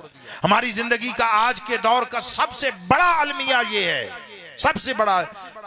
میرے ان 35 سالوں میں یہ جو گزشتہ کوئی 10-12-15 سال گزرے ہیں, شاید میری 90% گفتگویں کسی بھی موضوع پر گفتگو کروں, میرا رونا یہ ہوتا ہے خدا کے لیے اس قرآن کو ترجمے کے ساتھ سمجھ کر پڑھنا شروع کرنا.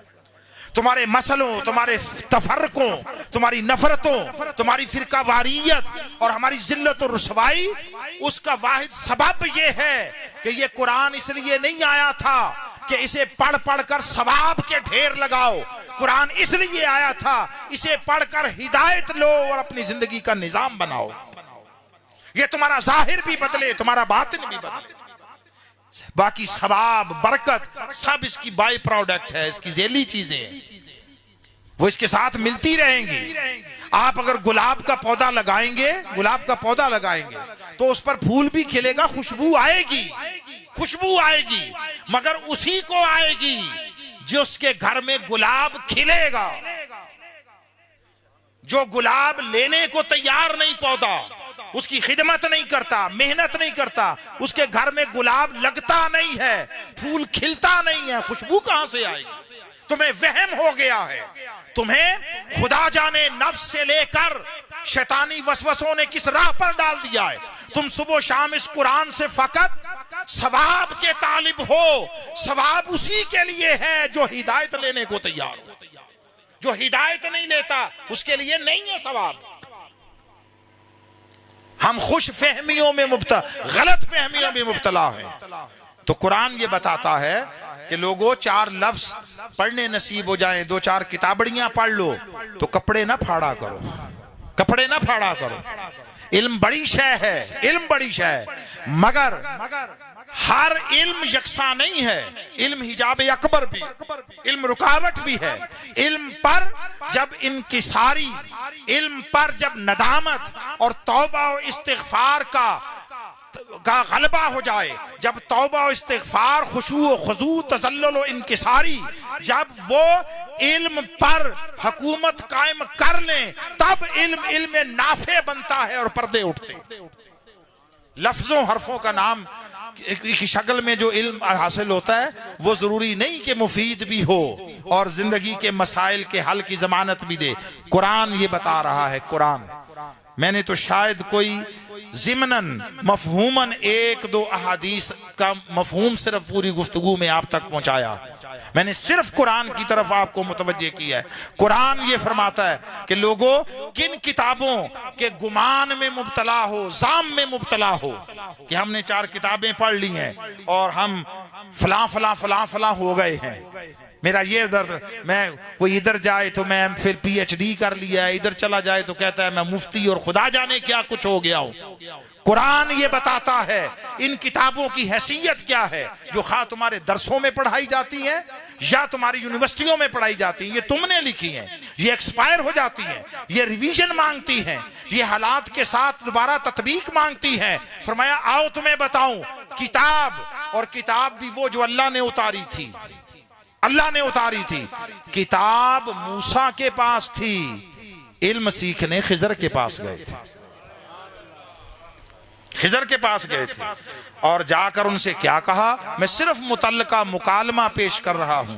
جب انہیں ملے حضرت خضر موسیٰ علیہ السلام کو، قال لہو موسیٰ، موسیٰ نے ان سے کہا، خضر سے کہا، هل اتبعک علی ان تعلمنی مما علمت رشدا، میں آپ کے ساتھ رہ لوں اس علم میں سے کچھ سیکھنے کے لیے جو آپ کو ہدایت کے لیے عطا کیا گیا ہے، جو آپ کو ہدایت کے لیے، اس علم میں سے کچھ مجھے، کچھ سارا نہیں، مما علمتا، مما جو آپ کو دیا گیا اس میں سے کچھ مجھے بھی مل جائے، وہ علم سیکھنے کے لیے رہ لوں جو آپ کو ہدایت کے لیے دیا گیا ہے۔ ایسے ہی ضمناً جملہ معترضہ اضافی جملہ کہہ رہا ہوں، کبھی ملے ہمیں موسیٰ تو ہم بھی ان سے پوچھیں کہ جو ان کے پاس لینے گئے تھے علم وہ تو ہدایت کے لیے دیا گیا تھا، آپ کو کتاب کس لیے دی گئی تھی؟ کتاب تو آپ کے پاس تھی، ادھر کیا لینے گئے تھے؟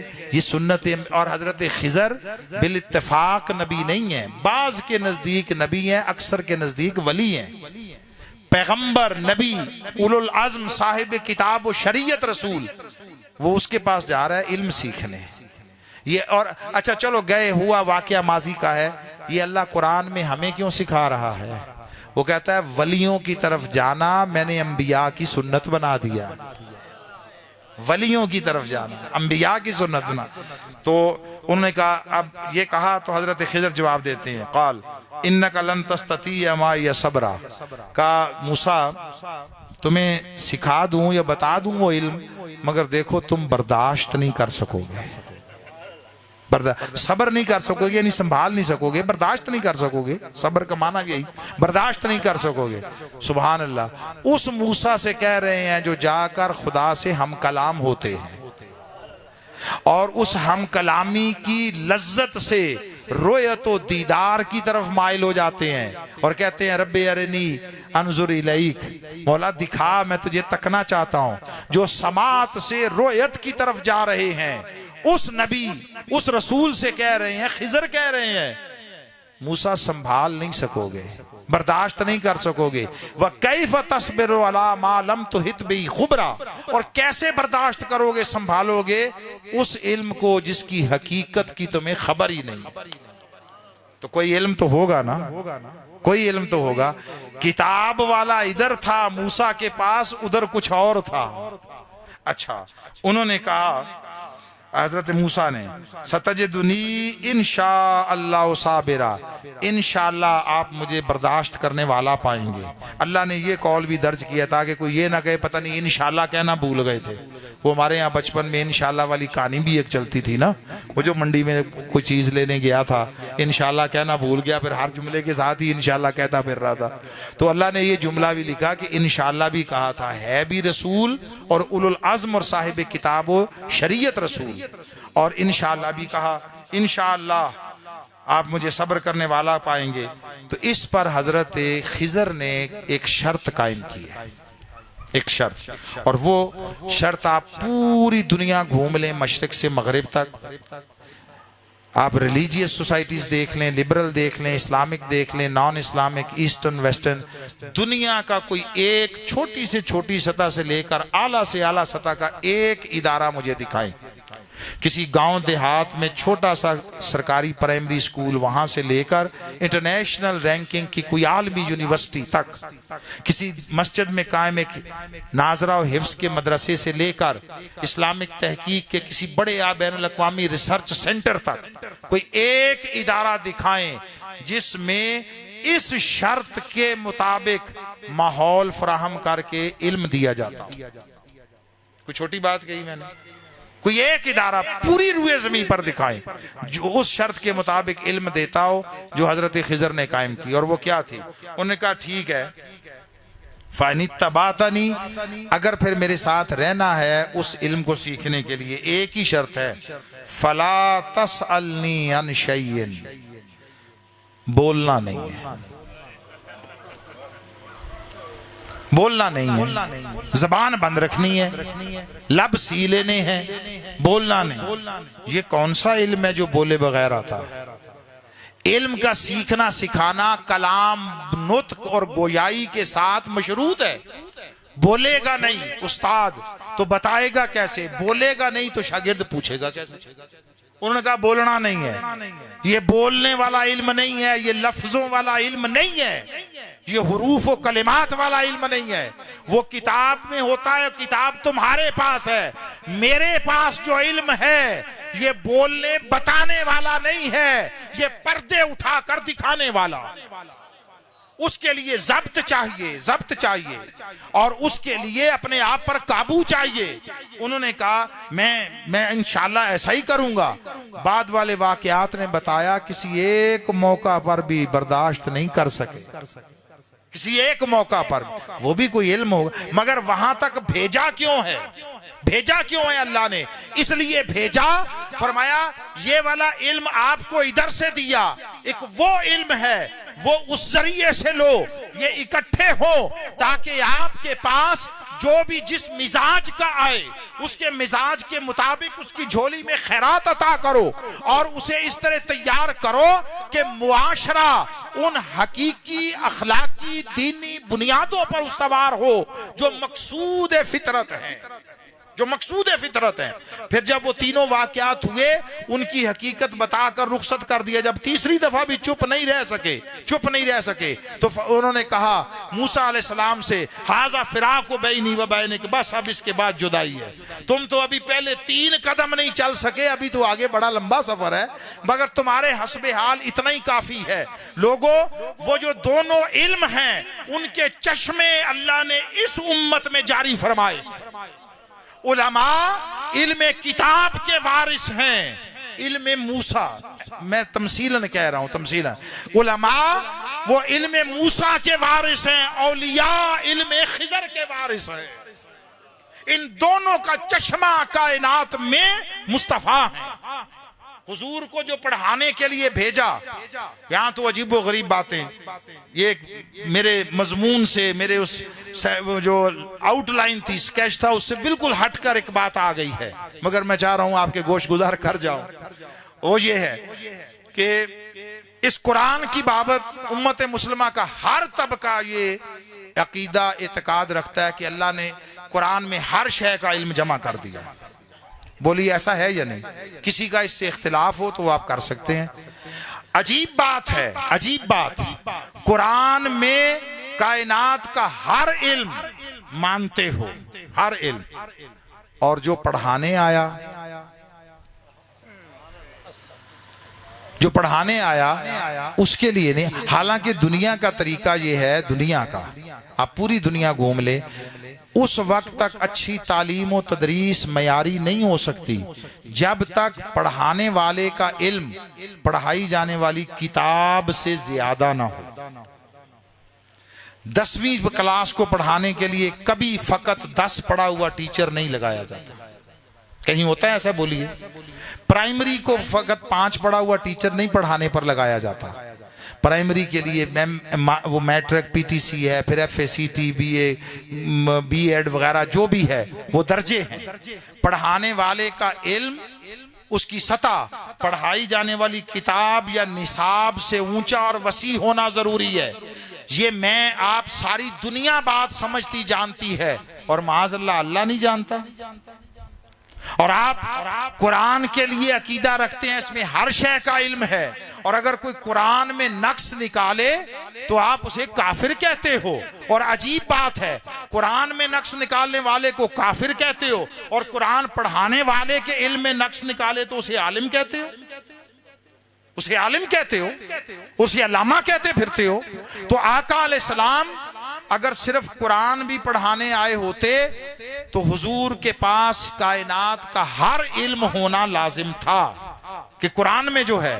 مگر سنیے، حضور صرف قرآن نہیں پڑھانے آئے، آقا 3 سبجیکٹس پڑھانے آئے، ان 3 سبجیکٹس میں سے ایک قرآن ہے۔ علم مصطفیٰ کی وسعتوں کا اندازہ کریں، 3 مضمون پڑھانے کے لیے بھیجے۔ قرآن میں اللہ فرما رہا ہے، فرمایا یعلمکم الکتاب، یہ ہو گیا قرآن، والحکمہ، یہ ہو گیا دوسرا مضمون، اور تیسرا مضمون سبحان اللہ وہ جو ہم موسیٰ خضر سے سیکھنے گئے وہ علم ہے۔ وَيُعَلِّمُكُمْ مَا لَمْ تَكُونُوا تَعْلَمُونَ، تمہیں وہ کچھ سکھاتے ہیں، وہ علوم جن کا ٹائٹل اللہ نے بھی کوئی نہیں بیان کیا، عنوان ہی کوئی نہیں کیا۔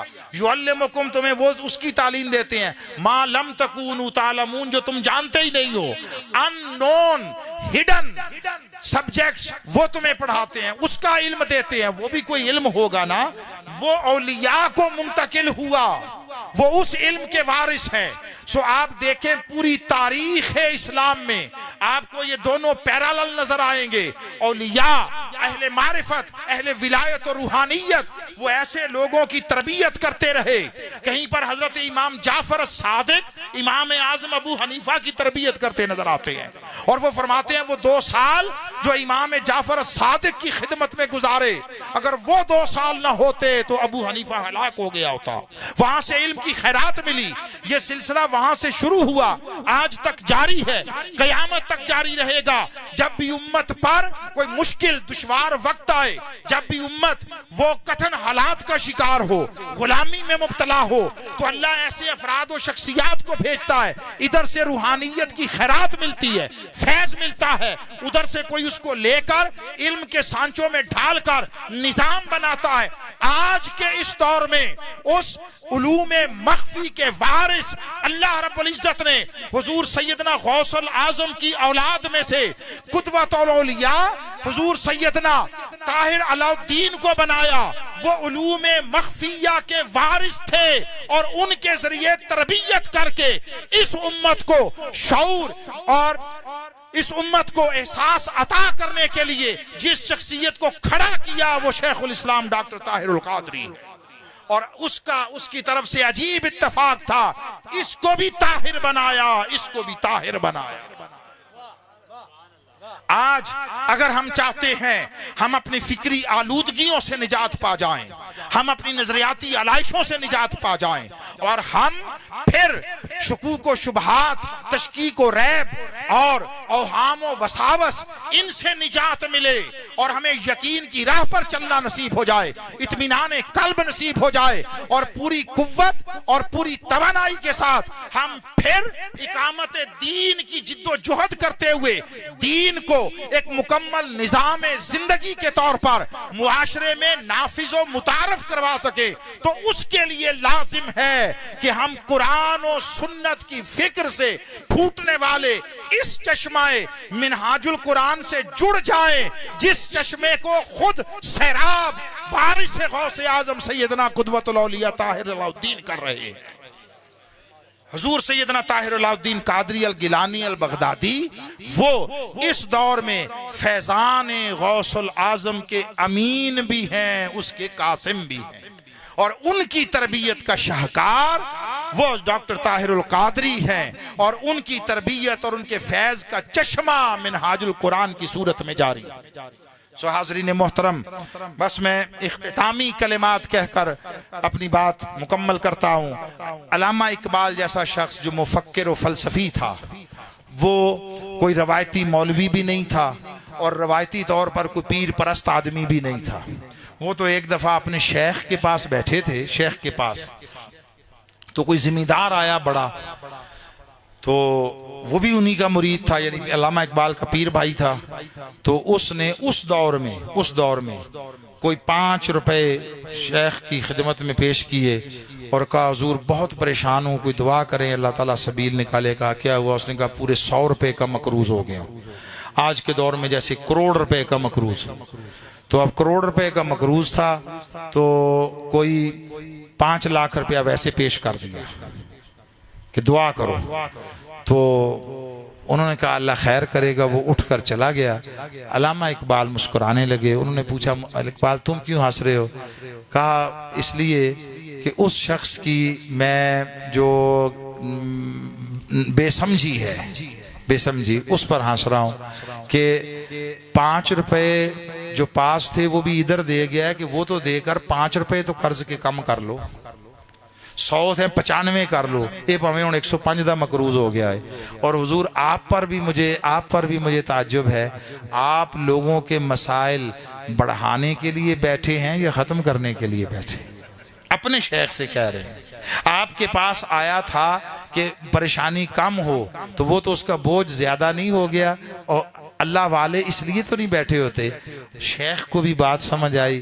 اس نے اس شخص کو بلایا اور اس کے لیے جیسے کوئی بندوبست کسی کو کہہ سن کر کہا اور اسے چھٹکارا دلایا اور کہا اقبال تو نے بڑی بات سمجھائی, بڑی بات سمجھی, میری بات سمجھے ہیں آپ؟ تو کہنے کا مقصد یہ ہے کہ علامہ اقبال کوئی روایتی پیر پرست آدمی نہیں تھے, کوئی روایتی قدامت پسند ملا نہیں تھے. وہ یہ کہتے فرماتے ہیں نہ پوچھ ان خرقہ پوشوں کی. یہ جو گدڑی نشین بیٹھے ہوتے ہیں, نہ پوچھ ان خرقہ پوشوں کی, ارادت ہو تو دیکھ ان کو, ید بیضا لیے بیٹھے ہیں اپنی آستینوں میں. یہ دیکھو, یہ آج بھی اپنی آستینوں میں موسیٰ علیہ السلام کی طرح ید بیضا. یہ ید بیضا علامتی ہے, یعنی اس سے دل کے اندھیرے دور ہوتے ہیں, شکوک و شبہات کی ظلمتیں کافور ہوتی ہیں, اس سے اندر کی تاریکیاں ختم ہوتی ہیں, اعتماد کا, یقین کا, اطمینان کا نور پیدا ہوتا ہے. آج ہم جس دنیا میں بس رہے ہیں اس میں وسوسے, شکوک و شبہات یہ راستے کی سب سے بڑی رکاوٹیں ہیں. یہ وہ جھاڑیاں ہیں جن کے ساتھ ایمان کا, یقین و اعتماد کا دامن الجھ کر تار تار ہو رہا ہے. اپنے آپ کو وسوسوں سے نکالیں. اس کے لیے لازم ہے اس راہ پر چلیں, اس راہ پر جس پر چلنے سے آپ کو ایک طرف دلائل کی دنیا میں بھی نعمت اور وسعت نصیب ہو اور دوسری طرف روحانی طور پر آپ کو باطنی قوت نصیب ہو. یہ 2 چیزوں کا جامع ہے بحمد اللہ تعالی منہاج القرآن. اس کے ساتھ جڑیں, اس کے پیغام کو سمجھیں. اور اس دفعہ جو رمضان کے اعتکاف میں آخری دنوں میں جو 10 دنوں میں جو سلسلہ خطابات تھا, میں ہر شخص کو کہتا ہوں, ہر شخص کو, اس کا منہاج القرآن سے تعلق ہو نہ ہو, وہ منہاج القرآن سے محبت تو دور کی بات ہے, عداوت ہی رکھتا ہو, اسے کہتا ہوں تم عداوت رکھو. ایک یہ کام میرے کہنے پر کر لو, سن لو, اس سے تمہارے ایمان کو تقویت ملے گی. یہ سلسلہ خطابات جو 8-9 خطابات ہوئے ہیں اس کو ہر شخص سنے, فیملی کے ساتھ سنے. اس سے پہلے, اس دفعہ کے رمضان سے پہلے کوئی پوچھتا تھا, میں حسب حال کسی کو کوئی خطاب, کوئی تحریر سجیسٹ کرتا تھا, کسی کو 8-10 خطابات بھی کہتا تھا. اس دفعہ کے رمضان کے بعد میں صرف ایک سلسلہ خطاب, یہ 8-10 خطابات ہیں, کہتا ہوں یہ سن لیں. یہ آپ کے ایمان کی حفاظت اور تقویت کے لیے بڑی ڈھال ہے. اور وہ کیا ہے؟ اس کا عنوان ہے ہم خدا کو کیوں مانیں اور مذہب کو کیوں اپنائیں. آپ کو مضمون سے, عنوان سے سمجھ آ گیا ہوگا کہ یہ کتنا اشد ضروری ہے. اس کو سنیں, گھر میں بیٹھ کر فیملی کی سطح پر تھوڑا تھوڑا کر کے سن لیں. ایک خطاب 2-2 2.5 گھنٹے کا ہے اور وہ پوری زندگی گزر گئی. ان چیزوں کے پیسے نہیں کسی سے لیتے, کسی سے ساری زندگی کبھی پیسہ نہیں لیا. یہ امت کے ایمان اور حضور کی امت کی خدمت کے لیے یہ سارا کچھ کر رہے ہیں. تو اس کو سنیں, ہم خدا کو کیوں مانیں اور مذہب کو کیوں اپنائیں. اس میں سارے پہلو ہیں، سائنسی کائناتی حقائق بھی ہیں، اس میں روحانی پہلو بھی ہے، پھر اس میں کمال کا خطاب ہے کہ نفسیات انسانی اور قرآنی شخصیت محمدی، یہ اسی کا تسلسل ہے. بس اس پر اکتفا کر رہا ہوں کہ آئیں، اچھی مجلسیں، اچھی صحبتیں، اچھی سنگتیں، اچھی رفاقتیں اختیار کریں. قیامت کے دن خون کے رشتے سارے ختم ہو جائیں گے، خون کے رشتے، تو ایمان کا، دین کا، ولایت کا، روحانیت کا سلسلہ رشتہ قیامت کے دن بھی قائم رہے گا. رب ذوالجلال ہمیں دین کا فہم و بصیرت عطا فرمائے، عمل کی توفیق عطا فرمائے، اور ہمارے ظاہر و باطن کو اپنے کرم سے، اپنے فضل و احسان کے چشموں سے سیراب فرما دے. وما علینا الا البلاغ.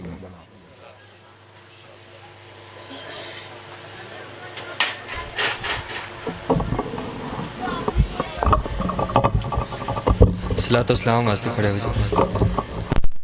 مصطفیٰ جان رحمت